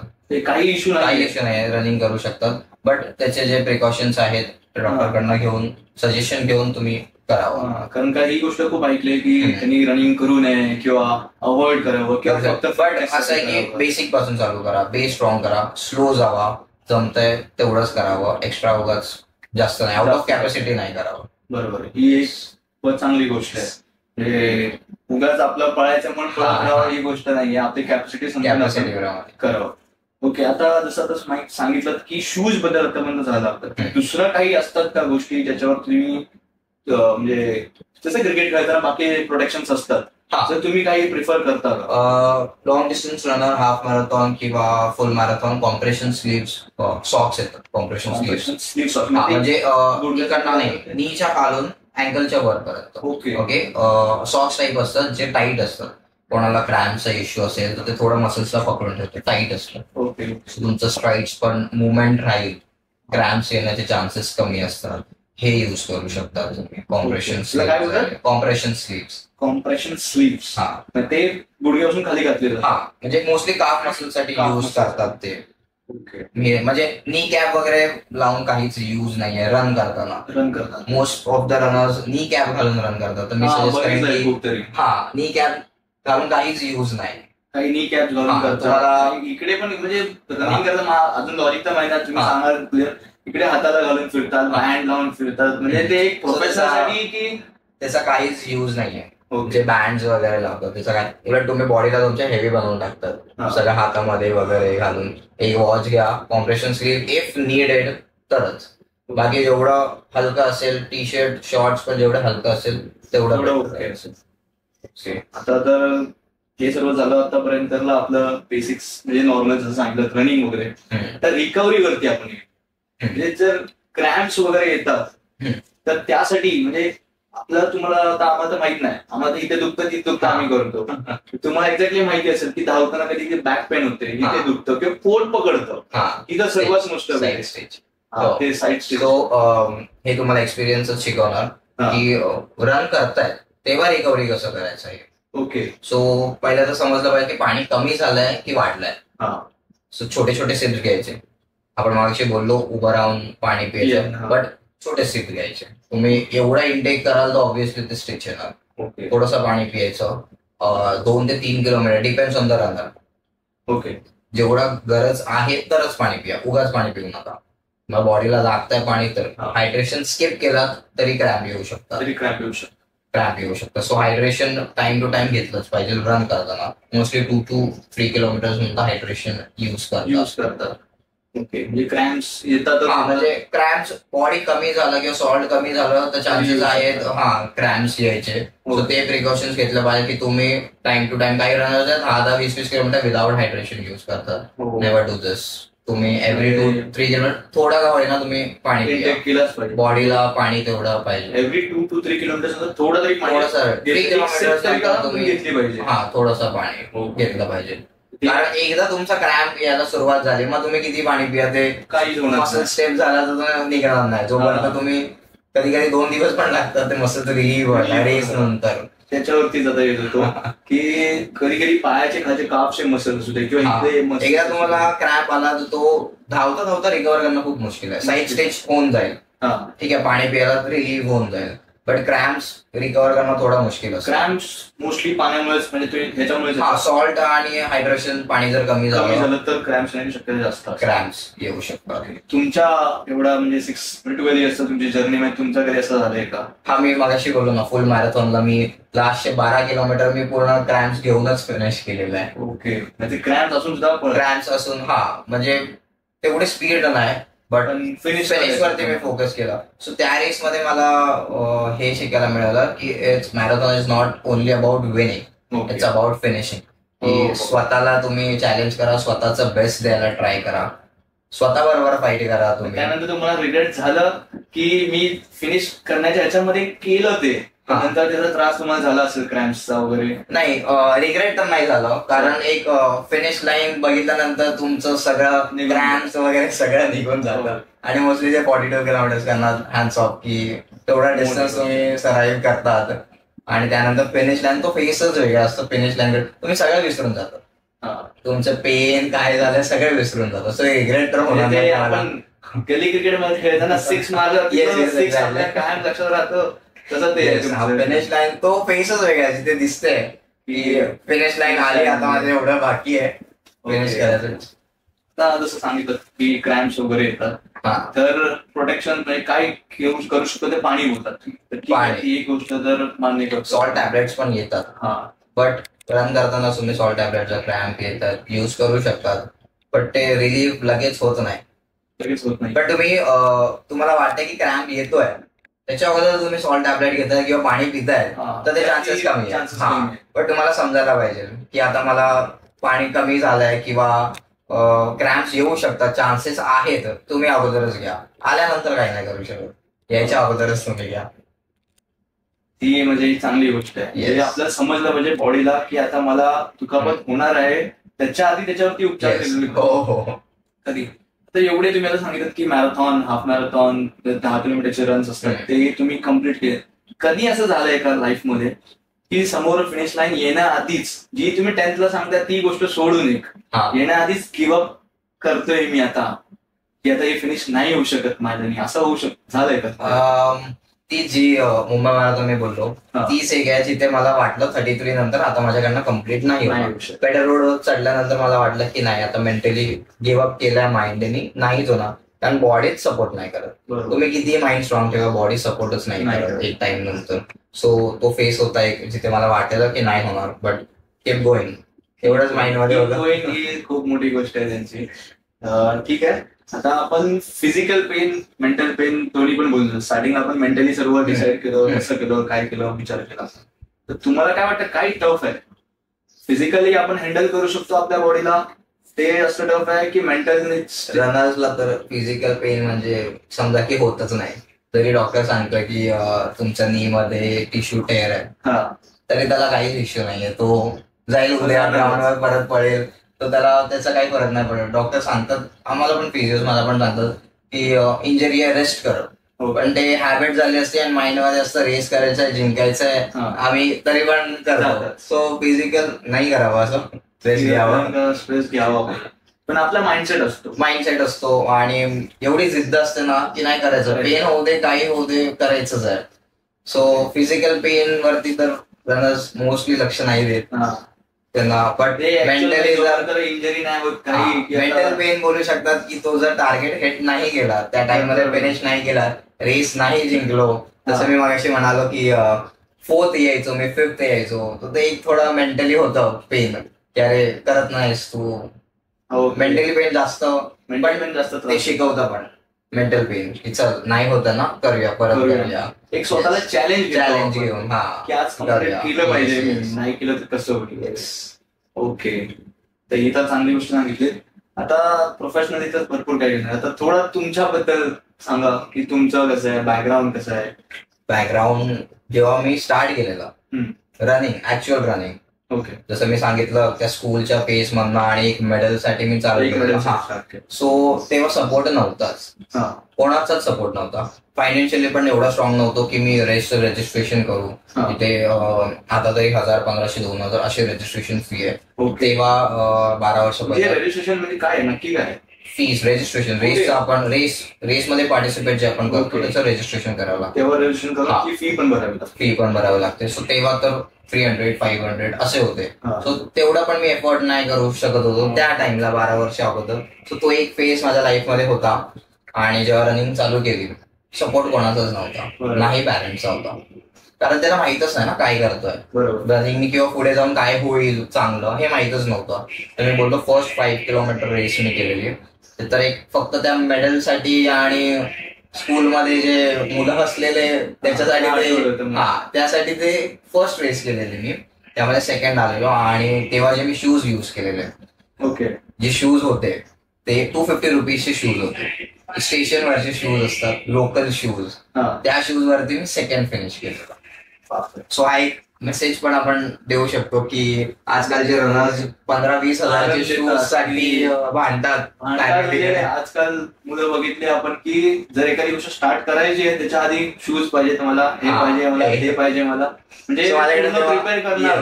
त्याशिवाय ते म्हणजे कारण शोधतच राहणार. ज्यामध्ये खालून पण ते शूज फाटलेले असतात. त्या शूज मध्ये पण मी कोणाला कधी कंप्लेंट नाही फेवरेट फेवरेट होणार ते शूज. त्या शूजनी खूप शिकवलंय. येस. सो तेव्हा कंप्लेंट नव्हती की जे आहे त्याच्यामध्ये करायचं की हे पाहिजे. आणि माहित होतं की घरी डिमांड करून नाही शकत, मिळणारच नाही आपल्याला. तर जे आहे ते करूया. त्या रेसला पप्पा आलेले फर्स्ट रेस, चल एवढा धावतोय बघूया काय करतोय. आणि सेकंड फिनिश केल्यानंतर पप्पाने मला 1500चे शूज दिलेले 12 वर्ष अगोदरची गोष्ट ही. सो ते माझ्यासाठी म्हणजे प्राइस नाही त्या शूजची, बट एक नव्हतं माझ्याकडे आणि मी काहीतरी करतोय म्हणून तो पॅरेंट्सने दिला सपोर्ट दाखवला. सो हे म्हणजे ही गोष्ट पण एक आहे की आपण पॅरेंट्स वरती सगळं टाकू नाही शकत. जर पॅरेंट्सला दिसतंय ना की आपला मुलगा काहीतरी करण्याची कोशिश करतोय तर ते सपोर्ट करायला नक्की द्यायला. सो त्यांना तेव्हा कळालं की काहीतरी करतो, टॅलेंट आहे, चला आता आपण करू शकतो. बरोबर. स्वतः जिद्द दाखवतोय, स्वतः मेहनत घेतोय, न सपोर्ट कुठून करता जर काहीतरी करू शकतो, जर मॅरेथॉन मध्ये जाऊन जिंकू शकतो. त्यानंतर जो पॅरेंट्सचा सपोर्ट मिळाला तो मग भरपूर चांगला. ओके, चांगली गोष्ट आहे ती. म्हणजे खूप खूप शिकण्यासारखी गोष्ट होती. आता कोचिंग तर झालं तुमचं, इतर वेळी काय आवडतं तुम्हाला? म्हणजे हे स्पोर्ट्स सोडून जर काही गोष्टी करायला गेलात, जसं गाणी ऐकणं किंवा काही खेळणं, गाणी करणं. स्पोर्ट्स पर्सन विचारतं ते मोटिवेशन वालेच गाणी ऐकतात, दुसरं ऐकतात. तुम्ही रनिंग करताना गाणी ऐकता का? म्हणजे नाही, इझी रन असतो किंवा लॉंग असतो तेव्हा रेअरली समटाइम्स तो फोकस तेवढा राहत नाही. ब्रीदिंग वरती म्हणा किंवा फॉर्म थोडं ब्रीदिंग वर नाही की काही बोलतात की काय ब्रीथ करायचं असतं, तोंडाने ब्रीथ करायचं, नाकाने सोडायचं. खूप सारे कोचेस किंवा रनर्स पण हे सजेस्ट करतात की तुम्ही रन करताना माउथ बंद ठेवून रन करा. ओके, माउथ बंद करून रन करा असे बोलतात. Okay, which is very wrong. मी तरी सजेस्ट करेन की माउथ ओपन ठेवा तुम्ही.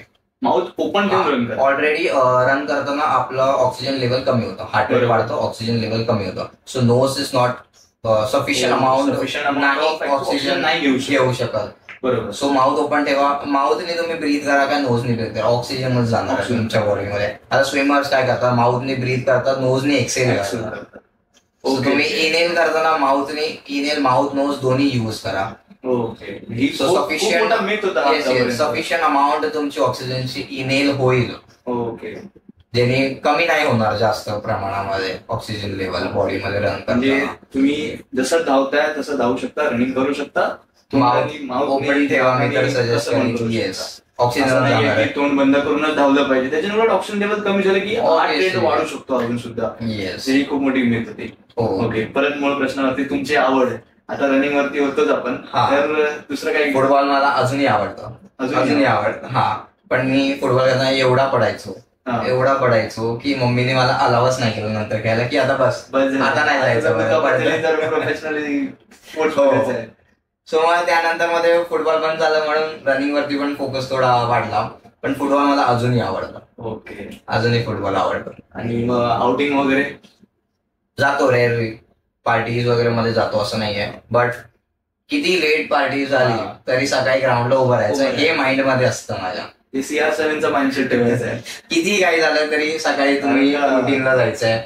गोष्ट आहे की जर आउटिंग करतोय आपण, काही करतोय तरी सकाळी उठून जर रुटीन आहे तो सेट करायचं. मी तर बोलत नाही की पार्टीला जाऊ नये, ऍथलीटने जाऊ नये असं नाही, जावं. पार्टी जावा, एन्जॉयमेंट आहे, सगळं करावं, ट्रिप्सला जावं. खूप जरा असतात की याचं रेस आहे, मी फोकस करणार, मी कुठे जाणार नाही, का नाही जाणार, माइंड फ्रेश करायचं झालं पाहिजे ना आपलं. तुम्ही रनिंग मध्ये प्रेशराईज होणार, जावा. ती एक खरी चांगली गोष्ट आहे की आपण जरी करतोय असं केलं तरी चांगली गोष्ट आहे की जर नाही केलो एखाद्या गोष्टीला ट्रेन केलं आपण आणि जर तिथे नाही रिझल्ट भेटला तर तो मेंटली आपल्याला खूप अडचण. मी जर सजेस्ट केलं की जावा पार्टी, सकाळी ग्राउंडला घ्यायचं, नाही तर मग तुम्ही मग ती हॅबिट लागते की स्किप केलं, पुढचा वीक पण करणार, प्रत्येक वेळी तुम्ही करणार, माहिती. सीआरचा माइंडसेट तो म्हणजे कृष्णन रोनाल्डोचे बोलते त्याचा ऍक्सिडेंट झाला होता लास्ट नाईट आणि तो सकाळी ट्रेनिंग वरती होता. माइंडसेट खूप मोठा आहे. हो, माझं पण असे खूप, म्हणजे मी पण जातो आता नाईट आउट वगैरे असेल, पण कधी कधी न झोपता पण मी जातो ट्रेनिंग. भले इझी कर किंवा थोडं कमी कर, बट केलं पाहिजे की आम्ही आलोय. स्किप केलं तर ती लिंक तुटून जाते आणि मग तो इझीनेस एकदा स्टार्ट झाला की तो पूर्ण ट्रेनिंगच करावं जाणार, रुटीन सेट झालं तो निघून जातो. ओके, आता आतापर्यंत जी मेहनत घेतली आहे तुम्ही त्याच्यामध्ये यश असं काही असं वाटतंय तुम्हाला की मी खूप चांगली गोष्ट करतोय, याच्यामधून तुम्ही काय, मग तुम्हाला असं काय वाटतंय की मी काय केलंय किंवा अचीव्ह केलंय किंवा माझ्याकडून लोकांसाठी खूप चांगलं होतंय? ऑब्व्हियसली सगळ्यात तर पहिली गोष्ट की पॅरेंट्स खुश आहेत जे पण मी करतोय त्याच्यासाठी. So that is proud. So हे प्राऊड मोमेंट माझ्यासाठी की पॅरेंट्स हॅपी आहेत मी जे करतोय ते. आणि कोचिंग फील्ड मध्ये आलो त्यानंतर रॅदर दॅन अर्निंग एक आता आवड निर्माण झाली की त्यांना शिकवायचं, त्यांच्यामध्ये ग्रोथ, त्यांच्यामध्ये तो रिझल्ट आला पाहिजे जो माझ्यामध्ये आहे. सो तो इम्प्रुव्हमेंट आता ती एक आवड निर्माण झाली की म्हणजे एक मेंटॉर बोलतो आपण, फक्त स्वतःसाठी नाही दुसऱ्यासाठी पण विचार करतो. म्हणजे बोलतो ना किंग स्वतः नाही, किंग मेकर बाकीच्यांना पण सगळ्यांना. आणि सगळ्यात मेन तर जे मला त्या टाइमला नाही मिळालं ते हे ना मिळालं पाहिजे, ही तर खूप मोठी ते हे ना मिळालं. जे आपल्याला नाही भेटलंय ते म्हणजे एका वडिलाच तसं असतं, मला नाही भेटलं ते माझ्या मुलाला. असे आता क्लब मध्ये पण स्टुडंट आहेत की जे एफर्ट नाही करू शकत फी पे कर, तू ये कर, नको पे किंवा नाही दिलंस तरी असे पण फ्री स्टुडंट्स पण आहेत जे एफर्ट्स नाही करू शकत, पण या तुम्ही मेहनत करा. तुमचा रिझल्ट येण्यासाठी खूप महत्त्वाचा. आणि आहेत असे रनर्स जे फायनान्शियली स्टेबल नाही आहेत पण त्यांच्याकडे खूप चांगलं टॅलेंट आहे, असे खूप रनर्स आहेत. ते फायनान्शियली गोष्टी नसतात तेव्हा त्यामुळे नाही होत, आपण आपल्यावरून विचार करू शकतो ही गोष्ट. पण हेच मुलं खूप हार्ड पुश करतात. पण ही कायम गोष्ट शिकण्यासारखी असते की एक मिडल क्लास फॅमिलीतला मुलगा असेल ना, तो त्या लेवलवरून वरती जाण्यामध्ये जी मजा असते ती खरंच वेगळी असते. आणि 20-22 एज झाल्यानंतर मुलगा स्वतःसाठी खूप खूप धडपड करतो, रिस्पॉन्सिबिलिटीज तेवढ्या येतात की पॅरेंट्सला काय त्रास नको व्हायला. मी काय असेल ते मी करायला बघेन, मी करेन. कॉलेज स्कूल मध्ये असेल तो बिंदास असतो की चला ही मजा करूया, ह्याला सतवूया त्याला सतवूया. पण आपण एक नशीबवान बोलू की आपल्याला देवाने आपल्यालाच हे केलं, चूज केलं की तू या घरात जा आणि ह्या घराचं मोठं कर, त्या घरात मोठं कर. पण ह्या सगळ्यात तर मी तर उठून जायचो, सगळं केलं, बट ह्याच्यात मेन तर आपण जसं मगाशी बोललो पॅरेंट्सचा सपोर्ट आहे, पण ह्याच्यात देवाची पण कृपा आहे. एवढं येस. सो आपण काही करत नाही, देव करून घेतो असं पण मी बोलू शकतो ह्याच्यामध्ये. आपलं काही नसतं, तो मार्ग दाखवतो, आपण चालतो. येस. एक मोटिवेशन असू शकतो, खूप मोठी गोष्ट आहे. तर कोणाची जास्त पूजा करता, भक्ती कोणाची करता संकट येतो तेव्हा? मी तरी बैठकीला जातो, सद्गुरूंचा. सो मी त्यांचं हे करतो, ग्रंथ वाचतो वगैरे, स्पिरिच्युअल माइंडला काम ठेवण्यासाठी वगैरे. येस. चांगली गोष्ट. म्हणजे हे काय की स्पिरिच्युअली आपण सोडलं नाही पाहिजे गोष्ट. आपण करतोय ती गोष्ट चांगली. मी ग्राउंडला गेला पण मी ग्राउंडच्या आधी पाय पडतो. कल्चर आहे आपला. किती मोठा प्लेअर होते तो तिथे नमन झालाच पाहिजे. रेस स्टार्ट व्हायच्या प्रे करतो देवाकडे. ती खूप मोठी गोष्ट आणि ते आपलं हॅबिट आहे, आपलं म्हणजे आपल्या मुळामध्ये आपल्या ते घुसवलेलं आहे आणि हे करावं, रुचलंय ते की करावं. ही चांगली गोष्ट आहे की जिथे एखाद्या जर आपण ग्राउंडवरती त्या पळणार आहे तर तिला पहिला सन्मान दिलाच पाहिजे. ही खूप चांगली. डिसिप्लिन तर खूप असावा मी तरी सांगेन एखाद्याकडे. तुम्हाला डिसिप्लिन खूप पुढे घेऊन जाईल एखाद्या मुलाला जर डिसिप्लिन असेल. जो कोचचा फॉलो करतोय प्रॉपर, जे कोच सांगतोय तेच करतोय. मग तुमचं काही होऊ दे, तुम्हाला इंजरी होऊ दे किंवा लेट तुम्ही झोपू द्या किंवा नको झोपू द्या, तुम्हाला ग्राउंडला यायचं. दिस इज डिसिप्लिन. डिसिप्लिन म्हणजे असं नाही की शांत राहावं. डिसिप्लिन म्हणजे तुमच्या लाईफमध्ये काही होऊ दे, तुम्ही तुमची ट्रेनिंग करतायत.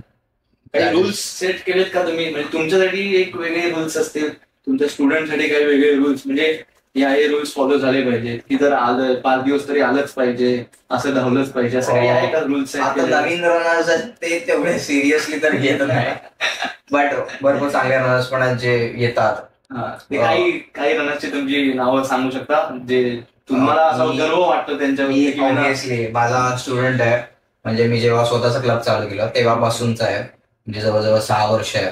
जो आता मुंबईचा फास्टेस्ट रनर आहे, सुमित मोरे म्हणून. स्वीट 5 नंबर मध्ये राहतो सुमित मोरे म्हणून. सो मुंबईचा करंटली फास्टेस्ट रनर आहे, जो 34 मिनिट्स मध्ये 10 किलोमीटर करतो. आणि लास्ट 3 इयर्स मुंबई मॅरेथॉनला 10 किलोमीटरला त्याला पोडियम लागतं. सो 2 वर्ष त्याने सिल्वर केला आणि लास्ट आता 2025 ला त्याला गोल्ड मिळाला. Last 3 years yes. सो त्याची एक हॅट्रिक झालेली आहे पोडियम्स मेडल्स मध्ये मुंबई मॅरेथॉनला. सो एक स्टुडंट आहे, मेहनती आहे खूप खूप जास्त. मी सांगणार हे करतो तो हे करणार, तो विचारणार नाही मला का,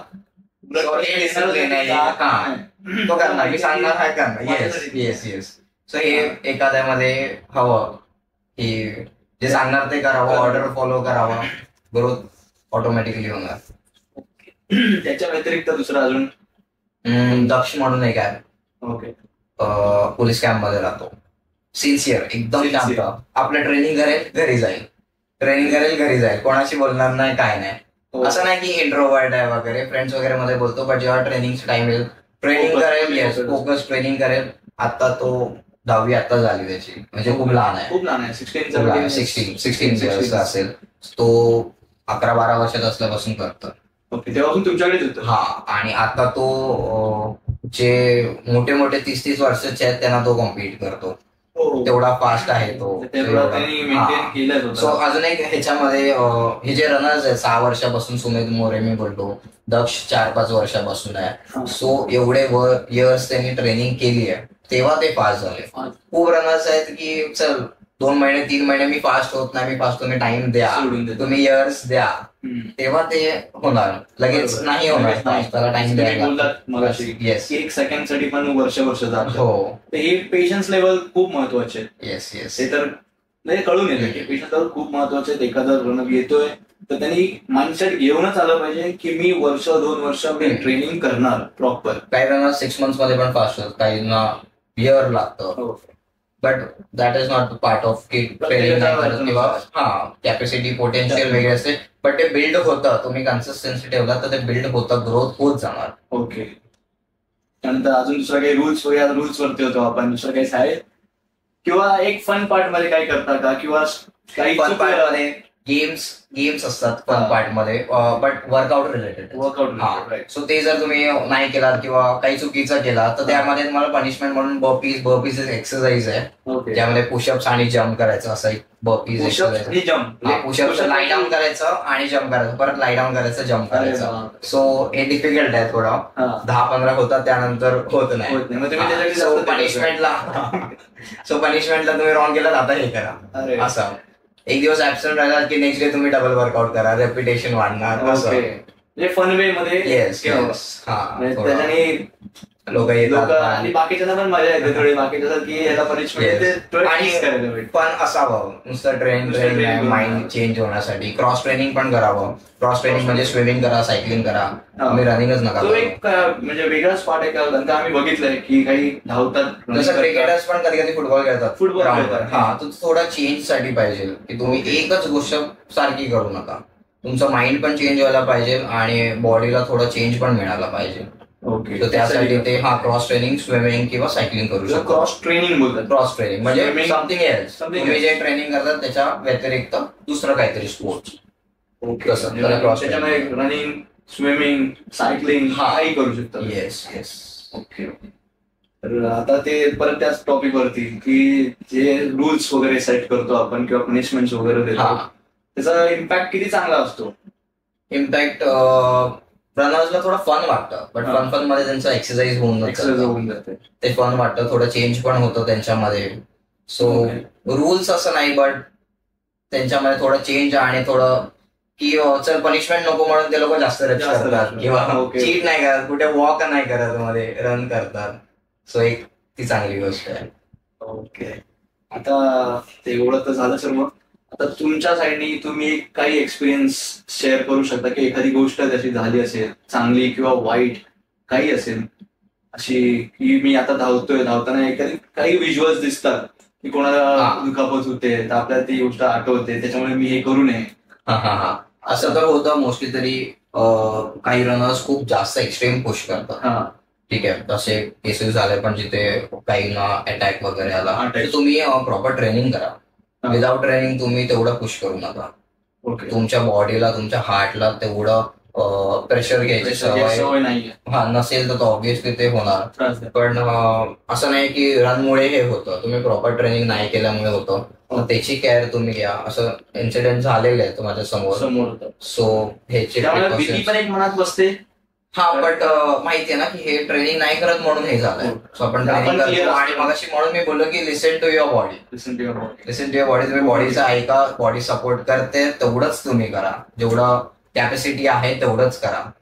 जास्त तुम्ही एक्स्ट्रीम केलं तर ऑब्व्हियसली हार्म होणार. ह्युमन बॉडी आहे, बरोबर, त्याची काळजी घ्यायला पाहिजे. फक्त पुश करायचं म्हणून नाही, जिंकायचं म्हणून नाही, बाकी गोष्टी पण लक्षात ठेवले पाहिजे. आता तुमचा व्यक्तिगत, तुमचा फेवरेट मॅरेथॉन रनर? किपचोगे. मी सांगतो तुम्हाला, ह्याचं हा फुल मॅरेथॉन रनर आहे. ओके, ठीक आहे. ह्यांनी 2 तासामध्ये असे सायंटिस्ट आहेत ज्यांनी सांगितलेलं की 2 तासामध्ये ह्युमन नाही करू शकत कम्प्लीट. 2 तासाच्या मध्ये 42 किलोमीटर नाही कम्प्लीट करू शकत. सो 2:04, 2:08, 2:07 इथपर्यंत करतायत. 2:02 पण केलेलं आहे. ओके, म्हणजे सायंटिस्ट आहे की 2075-70 ह्या टाइम मध्ये या जनरेशन कम्प्लीट करेल. आताचं जनरेशन नाही करणार, तेव्हाचं जनरेशन कम्प्लीट करू शकतो. सो त्याचा एक हे आहे, स्लोगन आहे की no human is limited. Okay, की लिमिट नाहीये ह्युमनला, पुश करू शकतात. सो तो बॅरर त्याला तो ब्रेक करायचा होता. sub-2 बोलतात, 2 hours आतमध्ये. ओके, फुल मॅरेथॉन sub-2 बोलतात. त्यांनी फर्स्ट अटेम्प्ट केलेलं, तर त्याचा 25 सेकंड एक्स्ट्रा गेले. 2 hours 25 सेकंड एक्स्ट्रा गेले. Okay, yes. पण त्यांनी मला वाटतं 2 वर्षांनी परत ट्राय केलं, जेव्हा तो 1 hour 59 minutes आणि 40 seconds मध्ये, म्हणजे 20 seconds लवकर फिनिश केलेलं. सो त्यांनी ते एक हे केलं की नो ह्युमन इज लिमिटेड. त्यांनी ते प्रूव्ह करून दाखवलं की तुम्ही बोललेला 22 hours आतमध्ये होणार नाही, पण होऊ शकतं. There is no human limited. Human काही करू शकतं, याच्यापेक्षा पण फास्ट जाऊ शकतो.